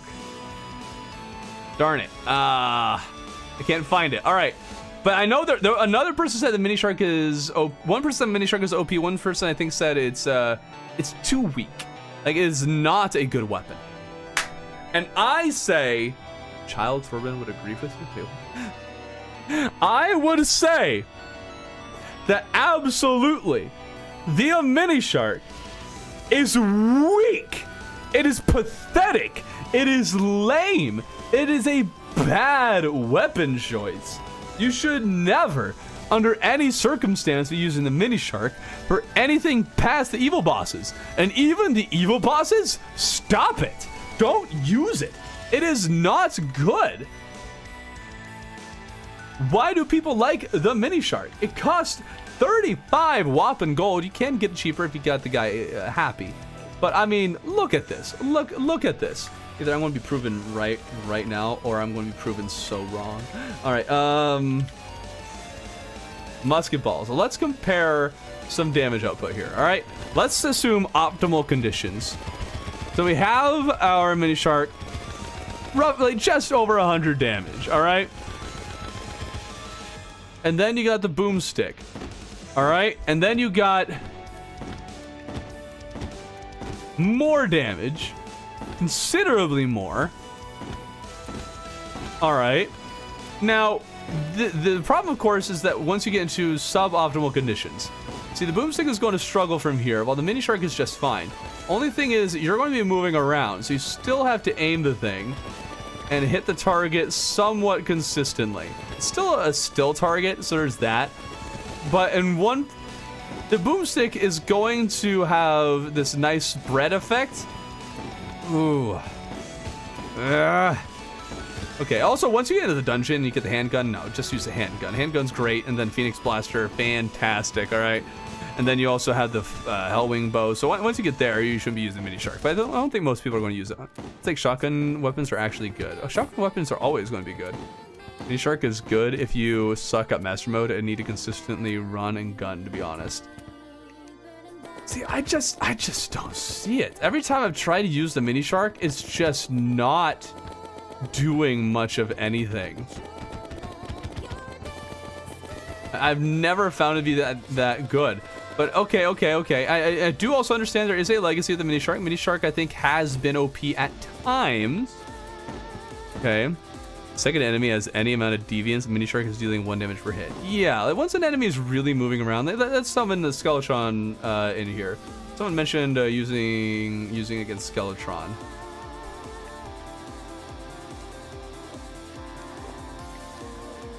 So if you're trying to use it against Skeletron, well, you're doing only ones against the head, of course. And then you got the hands that you have to be able to hit somewhat consistently here. And that can be a little hard to do, especially when you don't have as much movement as I currently have given myself. The boomstick, however, is going to do a lot better at having a much more targeted damage output. So the Minishark, although you get the faster bullets, the boomstick offers you much more targeted bullets. So the Minishark, you can maybe hit it more times, so you get more pings, while the boomstick, when you hit it and you hit it hard. Granted, you're going to miss more often, so maybe it's going to even out in the end.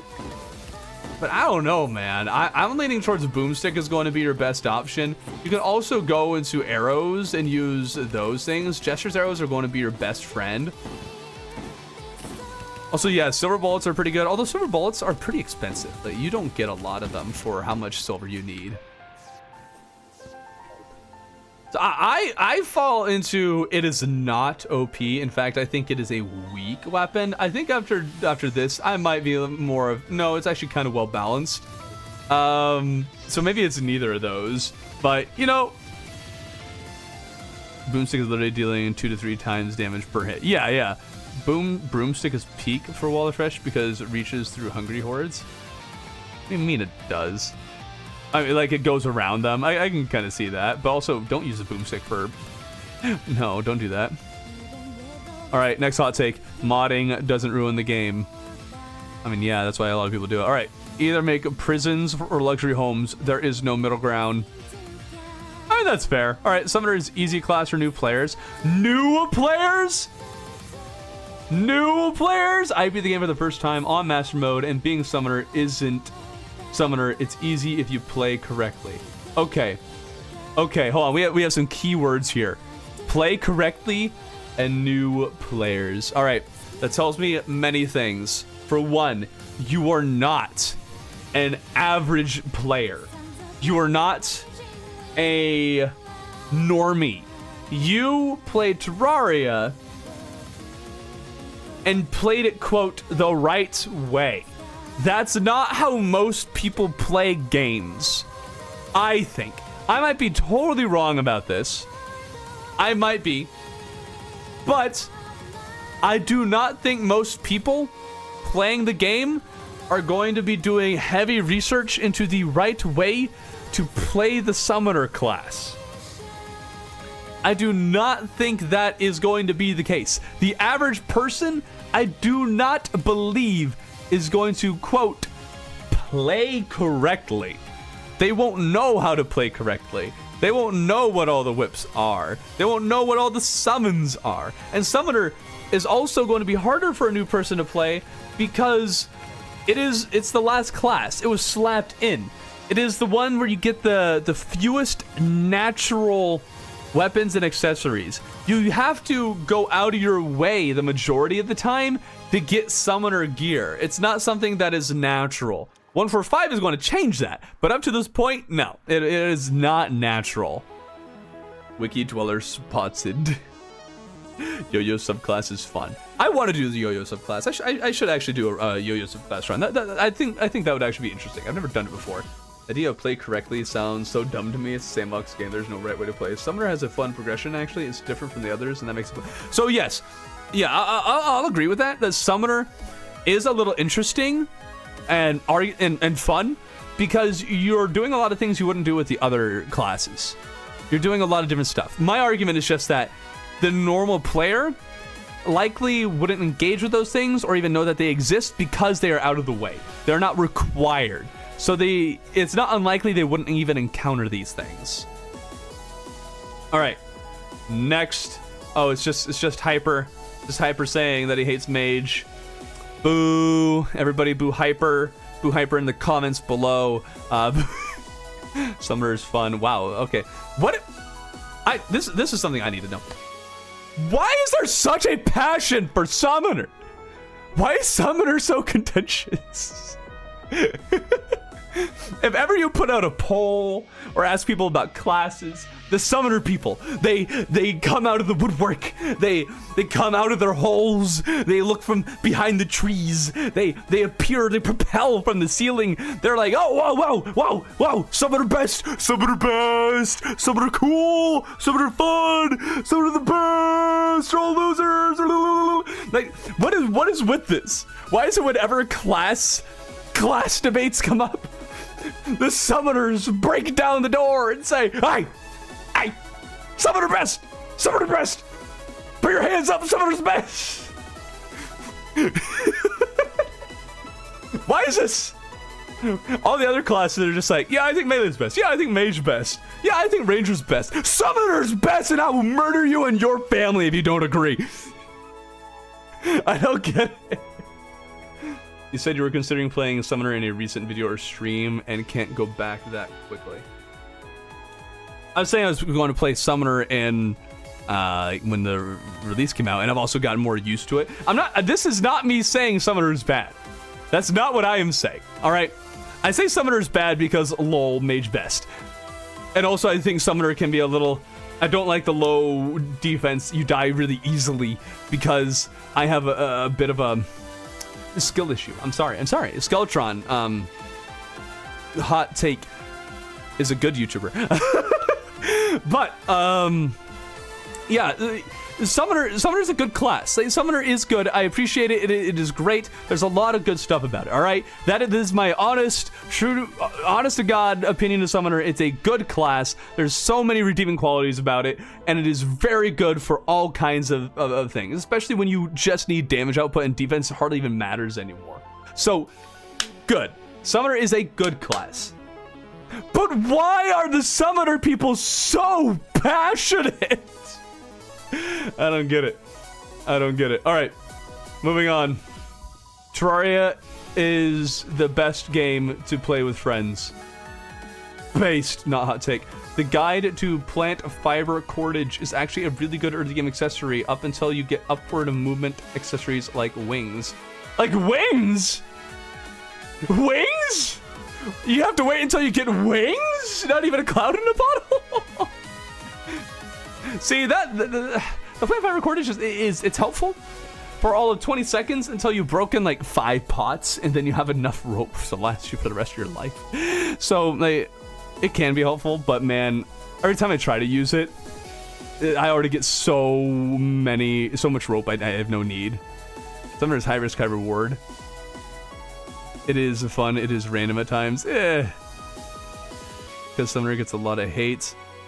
Fair enough. Summoner is, I guess the Summoner class does get a lot of hate, so its defenders are a lot more vocal because they don't want to just be hated on. So people punch at them, they punch back. That's fair enough. But I feel like the Summoner started it. All right, I feel like you guys were just too passionate. All right, because I can summon friends when playing Summoner. That's way fun. Talking about Skyline Wings. Okay, no. I don't believe they're talking about fledgling wings. Why? Because fledgling wings are incredibly rare. It used to be that you were guaranteed to get them in the Sky Islands. Now you don't. Now they're super rare. So we're not going to count that. They might not know that anymore. Maybe they played only later versions, but yeah. You should react to the Minecraft movie when it comes out and make a video talking about it. But then Warner Bros. Is just going to demonetize me. Hot take, rope single only real use is to go to space quick. Just get any grapple hook 10 minutes in and you'll forget the stuff even exists. 10 minutes? Holy cow, how are you finding gems that fast? And sometimes you can, but not that often. Sometimes it can take a long time before you get a hook. I did a run not long ago when I never found Hermes boots. Things can happen where rope will actually be very helpful. But yes, you will forget about it. It is only meant to be an early game thing. Hot take, the Thorbin is mid. It is a hot take, and it is not based. So I'm afraid you are canceled. All right, moving on. Quality of life mods like Fargo's Mutant Alchemist MVC and Louis AFK often go way too far to reduce grinding. Yes, they often do. They often have way too many. There should be smaller quality of life mods that do fewer things, that only benefit you in certain ways, Granted, you can kind of pick and choose from some of these what you actually, you know, benefit from. Like you can choose not to use some of their quality of life features. All right, probably not much of a hot take, but Uzi is better than Megashark. Can be obtained earlier and can carry you all the way to Pillars or Frostmoon, depending on if you want the chain gun or just want a straight for Vortex Beater. Yeah, Uzi is just better. Like, hold on, let's pull it up. There we go. Uzi, what? Oh, it's just one Z? Oh, okay. We got Uzi, we got Megashark. So look at this, all right? We have stronger knockback. Oh, it's only a very fast speed now? I thought it was extremely fast speed. Hold on, did they nerf this? They nerfed this and I didn't realize it. All right, what is our DPS here? It does pierce too. Oh, piercing? I mean that. Ooh. Ooh. All right. So that gets it around like... Okay, even though it's a little bit faster, it at least keeps pace and actually does a little more damage than the Megashark. But also have... Megashark got a little up there. So Megashark can do more damage. They're about even damage front, except for the fact that the Uzi can pierce. It does have a little more randomness with the bullets. Say there's definitely a little bit more in the cone there and like where the bullets can go. So Megashark is a lot better for hitting its target. The Uzi is still going to be very good. It's not that much of a cone. And you're not going to miss all that many shots because of a little randomness there. And its damage output is at least comparable while also piercing. So I think that you gotta give the Uzi a lot of credit here. Hot take, Thorben is the best story. That's not a hot take, that's a cold take. That's just true. It's just true. Other hooks are amazing only because of the grapple boost mechanic. Only because of it? They're so helpful for like vertical movement, that kind of thing. All right. Next. The twins are easier than even a majority of pre-hard mode bosses, and Skeletron Prime is harder than Moonlord. What planet do you live on? What planet? The twins are easier than a majority of pre-hard? No, they are pain. They're annoying. They're the only mech boss with an entirely random projectile in the laser in burst form. It's not usually that big of a deal, but I am scarred by no hitting, okay? And Skeletron Prime is not hard. He is easy. He's one of the easiest mechs. All right, that's too hot. It's too spicy. It is maximum spiciness. That means we're the most accurate for testing some things. Yeah, that's very true. Flames suck to be hit by. Wait, what? I think anything would suck to get hit by. Oh. All right. Oops. Wrong button. Ah. Hot take. Torch God is harder than Moonlord. It is a literal god. Okay. Now you're just trolling. Goblin Reforge is balanced, though I wish there were more effects. Wasn't there a Sorbet Cafe video where he's talking about adding kind of varied effects to the to Reforges, you know, create different forms of gameplay instead of just straight this one's better than the other because its numbers are bigger, which I think is a very fair point. That's very fair. I like that idea very much. I think it should be implemented. Is it balanced though? Balanced?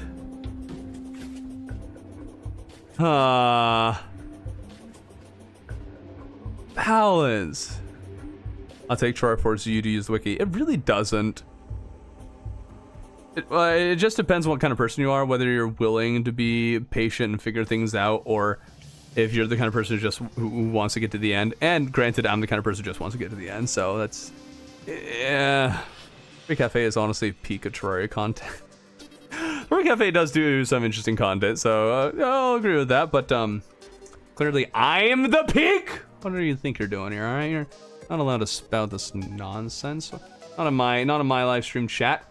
Not in my live stream chat. What do you think you are right there? Hot strike. Destroyer only easy if you design your entire build around cheesing him. You don't even need to design much of a build. You just need to pick a weapon and just have a regular build. It's really not that hard to cheese him. You can cheese him so very easily. All right.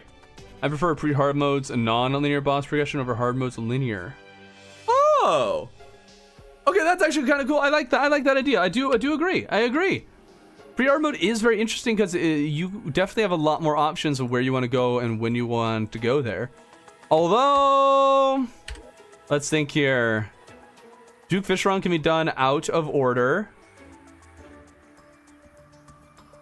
Is there anything else you can really do out of order? Unless you're just progressing, like if you progress. Well, and there's Empress.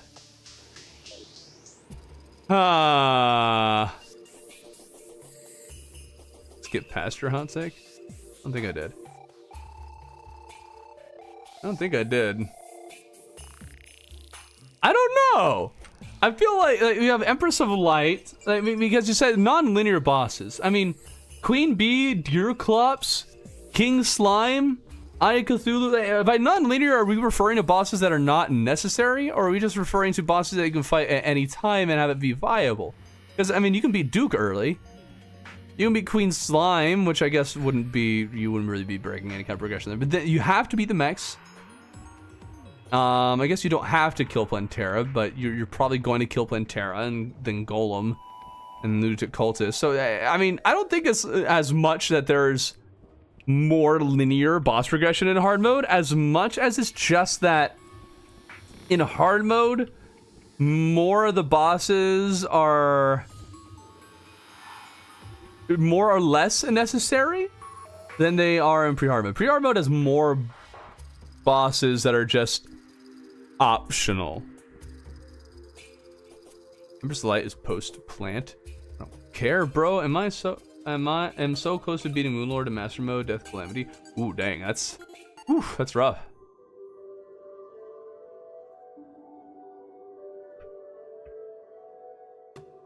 I'm glad that you're that close, although it's a Calamity, so you still got a ways to go. All right, next take.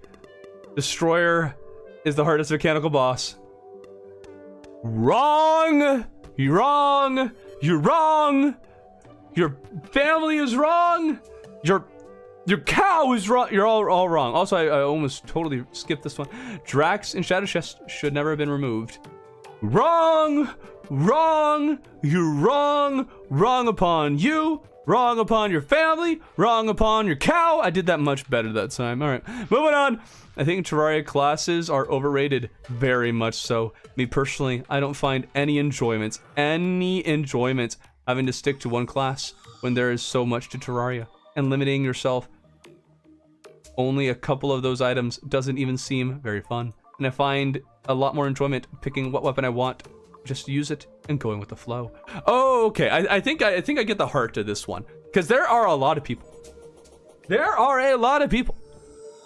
Protection from Shadow Chest, that's great. Yeah, it was a very long time ago. It might have been 1.2, maybe 1.3. But I think it's 1.2. But yeah, I think the heart of that comment is that there's a lot of people say, how dare you, good sir, use a gun when you're a melee class? How dare you? How dare you, you disgusting human being? I can't even look at you. There are people like that.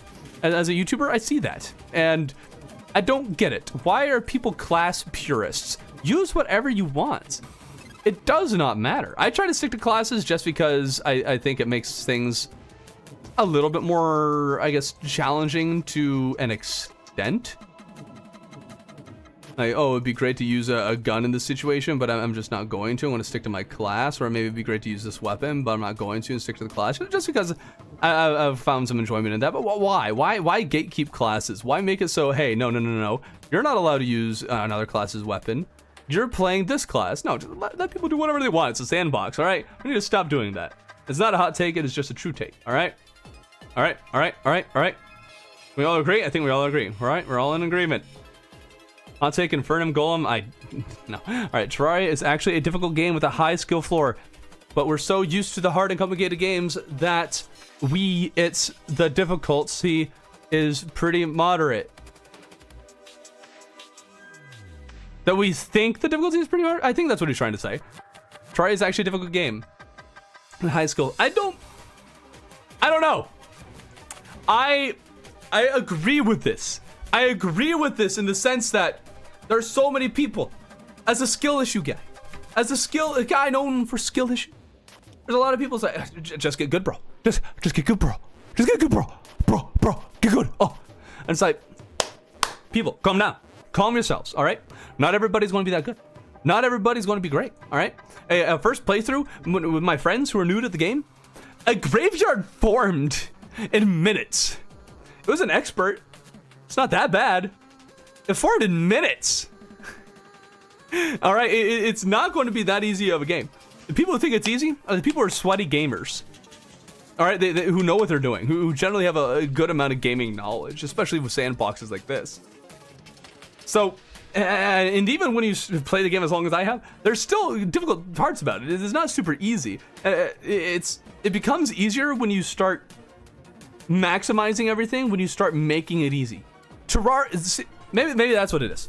Maybe that's what, Terraria does have a high skill floor, or a high skill ceiling, just because it's as easy as you want to make it and as difficult as you want it to be.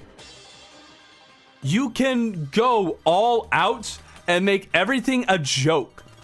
You can also just YOLO and be crushed, be bodied over and over again, all right? You can choose your experience. But I do think that it starts off as a little bit of a difficult game. Once you figure things out, you can kind of gauge how hard you want it to be. But as a start, I do think it does have a bit of a high skill floor. And I've seen some of those no-hitters, some of the crazy stuff that they do. I don't understand how you do that. They think it's easy just because they're good. So, moving on. We only have time for a few more. All right. Early pre-hard mode and early hard mode are the most fun stages of the game. Why? Okay, I need an explanation for that. How? Why? Those are the most grindy parts of the game. Do you like that because of the grinding? I don't necessarily disagree, but yeah. All right, pre-mech Duke is peak Terraria gameplay. No, get out of here. You're banned. All right, moving on. Legendary mode is what master mode should be without some of the extremely hard stuff from Worth of Worth. What? Legendary is what master mode should be, just without the hard stuff. Try is the best fishing system I've ever seen in any game. I mean, I think that might be based. I think that might be a lot of fishing is just kind of slapped on in there without a lot of thought or care. So I think that might be based right there. I think it got a point. All right, next. The angler is an amazing NPC. Gives so many good loot, and fishing is awesome. Fishing is fine. Fishing in and of itself gives you a lot of good stuff. The angler, not so much. Anchor is a good weapon. Okay. Where are you getting this from? Hold on. Isn't the anchor like a hard mode weapon? Oh, I gotta look this up.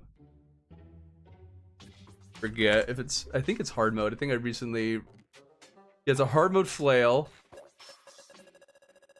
How do you get it again? Rates. Okay, so you get this like early hard mode. So anchor. This is a good weapon. How? Why?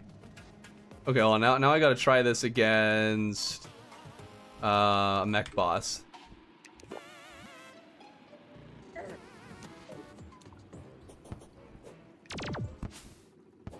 See, the problem with the anchor is that once you miss once, you're kind of screwed. What happens though if I like hover and I can't outrun it? Yeah.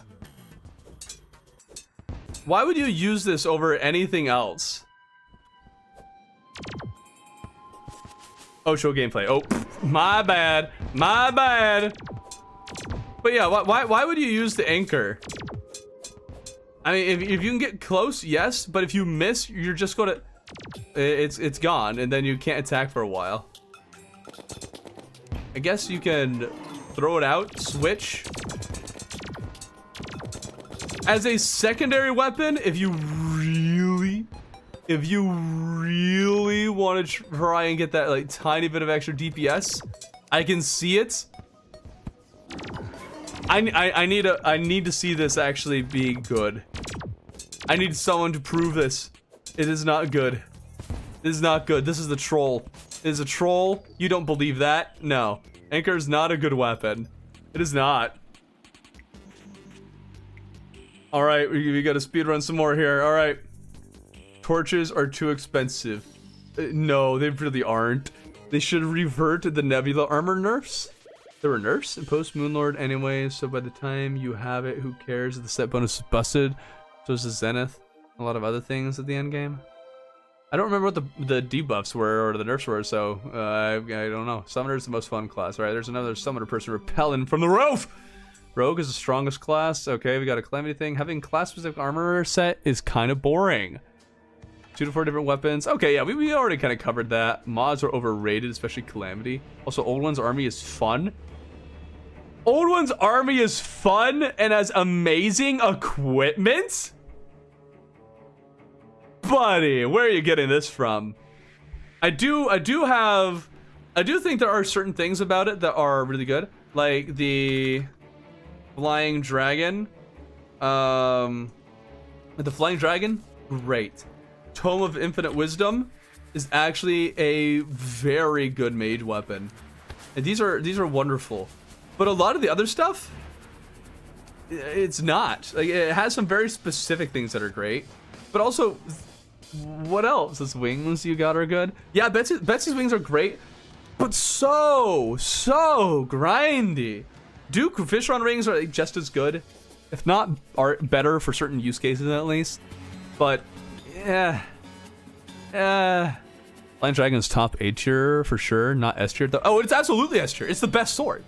It is factually the best sword. It does insane damage. It goes through walls. It has pretty good range. There's nothing holding this back. This is what I use to beat Master Mode hardcore. This is the goated melee weapon. The best. It's better than Zenith. Okay, maybe not better than Zenith, but Zenith doesn't count. Zenith doesn't count because it's meant to be the end game final weapon thing. All right.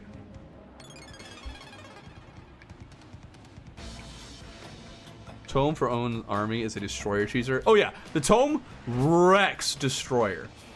You will shred it, but also because you have the toenails. I'll hold these toenails. It's still a viable weapon against other enemies. You can still use this against things like Plantera. I haven't quite used it in a regular run yet, so I still need to do that. But it is a viable weapon. And I have a video about it. I'm planning, so we'll see when that gets better than Meowmere. You know, I might choose the Flying Dragon over the Meowmere, simply because it goes through walls. It goes through walls. It's much more better targeted. Is it going to do more damage? Maybe not. But again, Meowmere is dropped by Moonlord. Flying Dragon you can get post mech, like after one mech, I think. That makes it so the best sword ever for the longest time. Well, I'm considering things not in the, oh, this does the most damage, period thing. I'm doing, this is the best weapon because it is the best thing you can have for the longest period of time.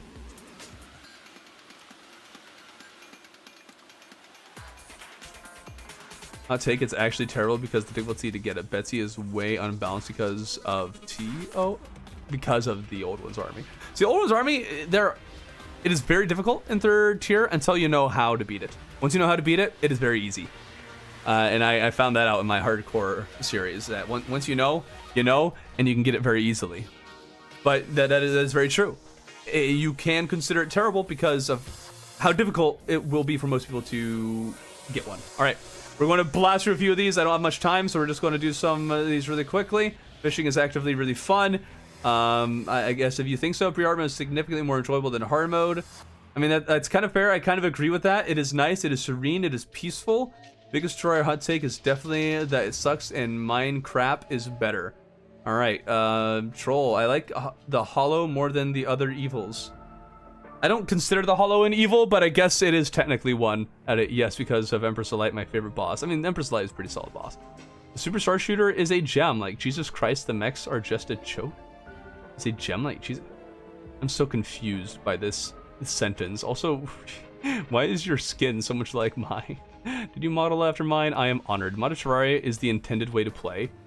It literally is not. Throw in best for our YouTuber? Yes. If you're not cheesing the Destroyer, he's harder than Skeletron Prime. Okay. Golem is harder than all the mech bosses. I might agree with that. Maybe, but that might also just be me. That might just be me. Deerclops is a good boss. Wrong. 90% of weapons and enemy design in Terraria is boring, promoting the same thing. Run away, hold mouse 1 while you shoot the enemy. Okay. Okay. To mitigate this unskill issue is being forced into close range, having low defense, and combo tools like Icar. My hot take is that Summoner is inherently the most skill-based and best designed class. Okay, yeah, I knew halfway through you're a Summoner. You are a Summoner. All right, Summoner, I might agree, is the most skill-based because it requires the most dodging. However, at the same time, I think you're ignoring design, game design in its entirety, because you're saying, well, we need to mitigate it by forcing you to be in close range. Oh, okay, so we need to mitigate your lack of skill by just saying you can't be mage or ranger, by forcing you to be in close combat. Yeah, you can't shoot. That is how we're going to unskill issue you. And we're also going to make it so you die really quickly. That's how we're going to unskill issue you. So basically you're saying Terraria is poorly designed and boring because I don't think it's hard enough. That's no. You're just a masochist. You're just someone who likes things to be really difficult. And you can do that by just playing Summoner. It's not poor design. It's just your preference for things being more difficult. And all the other classes, they can be difficult as well for people who are not as good at the game. Summoner, I do think, is the most skill-based. So, play one that's a little less skill-based. It'll still be difficult. Do it. Thor spitting fire. Yeah. Deerclops is a good... that Golem is actually a difficult boss, especially on phone. I can't speak for phone, but yeah, see, it's very difficult. Lunar Pillars are one of the best themes. Journey mode is overhated. I didn't know that journey mode was hated. Journey mode is the best way to play. Like, there's some people saying this, that journey mode is a good way to play, but is it hated? Do people hate journey mode? Is that a thing? Quality life mods are bad. Golem is actually hard. Correct way to play is in expert mode. Beating master mode with melee is easier than classic mode as summoner. Wait, really? I actually want to test this theory. Plantera's the hardest boss. No, it's so easy. It is so easy. Once you figure it out. Summoner is my favorite class. Tungsten is the best pre-heart. You're just saying that. Snake Charmer's Flute should not be the main loot. What do you mean the main loot? There have been 2 times in which I had explored the entire underground desert without finding an ancient chisel. Instead, found 4 flutes. It's not even that useful. Yeah, it's not that useful. It's not the main loot. It's not that big of a deal. Master mode isn't fun. I mean, okay, a take. Might be me, but Terraria mods should have guide NPCs to help you out. Like Amidas, the Sea King Calamity, for example, who gives you tips like the guide. That's fair, that's fair. Black Mount is overpowered. It is not. After the nerf, it is not. It's so slow. All right, I think we're gonna have to call it there. There's so many more here. So many more. Oh, hold on. I don't like knockback immunity. Yeah, you were saying that at the start. I don't like knockback immunity or dashes. That's fair. I get that. Except for dashes. I need my dashes. I have to have my dashes. Hot take, some things don't matter that much. Balance-wise in Terraria and modded. It's a sandbox, non-competitive game. It doesn't matter that much if some weapons are a bit unbalanced. Fair. Snake Charmer's Flute is underrated. It's the easiest way to get to space before you get movement accessories. Oh, who's going to go out of the way to get it in the desert? In the underground desert. Before getting movement accessories. It's so much easier to get movement accessories. No, I was missed. You were missed. What was a Mudkip comment? Do we have a Mudkip comment here?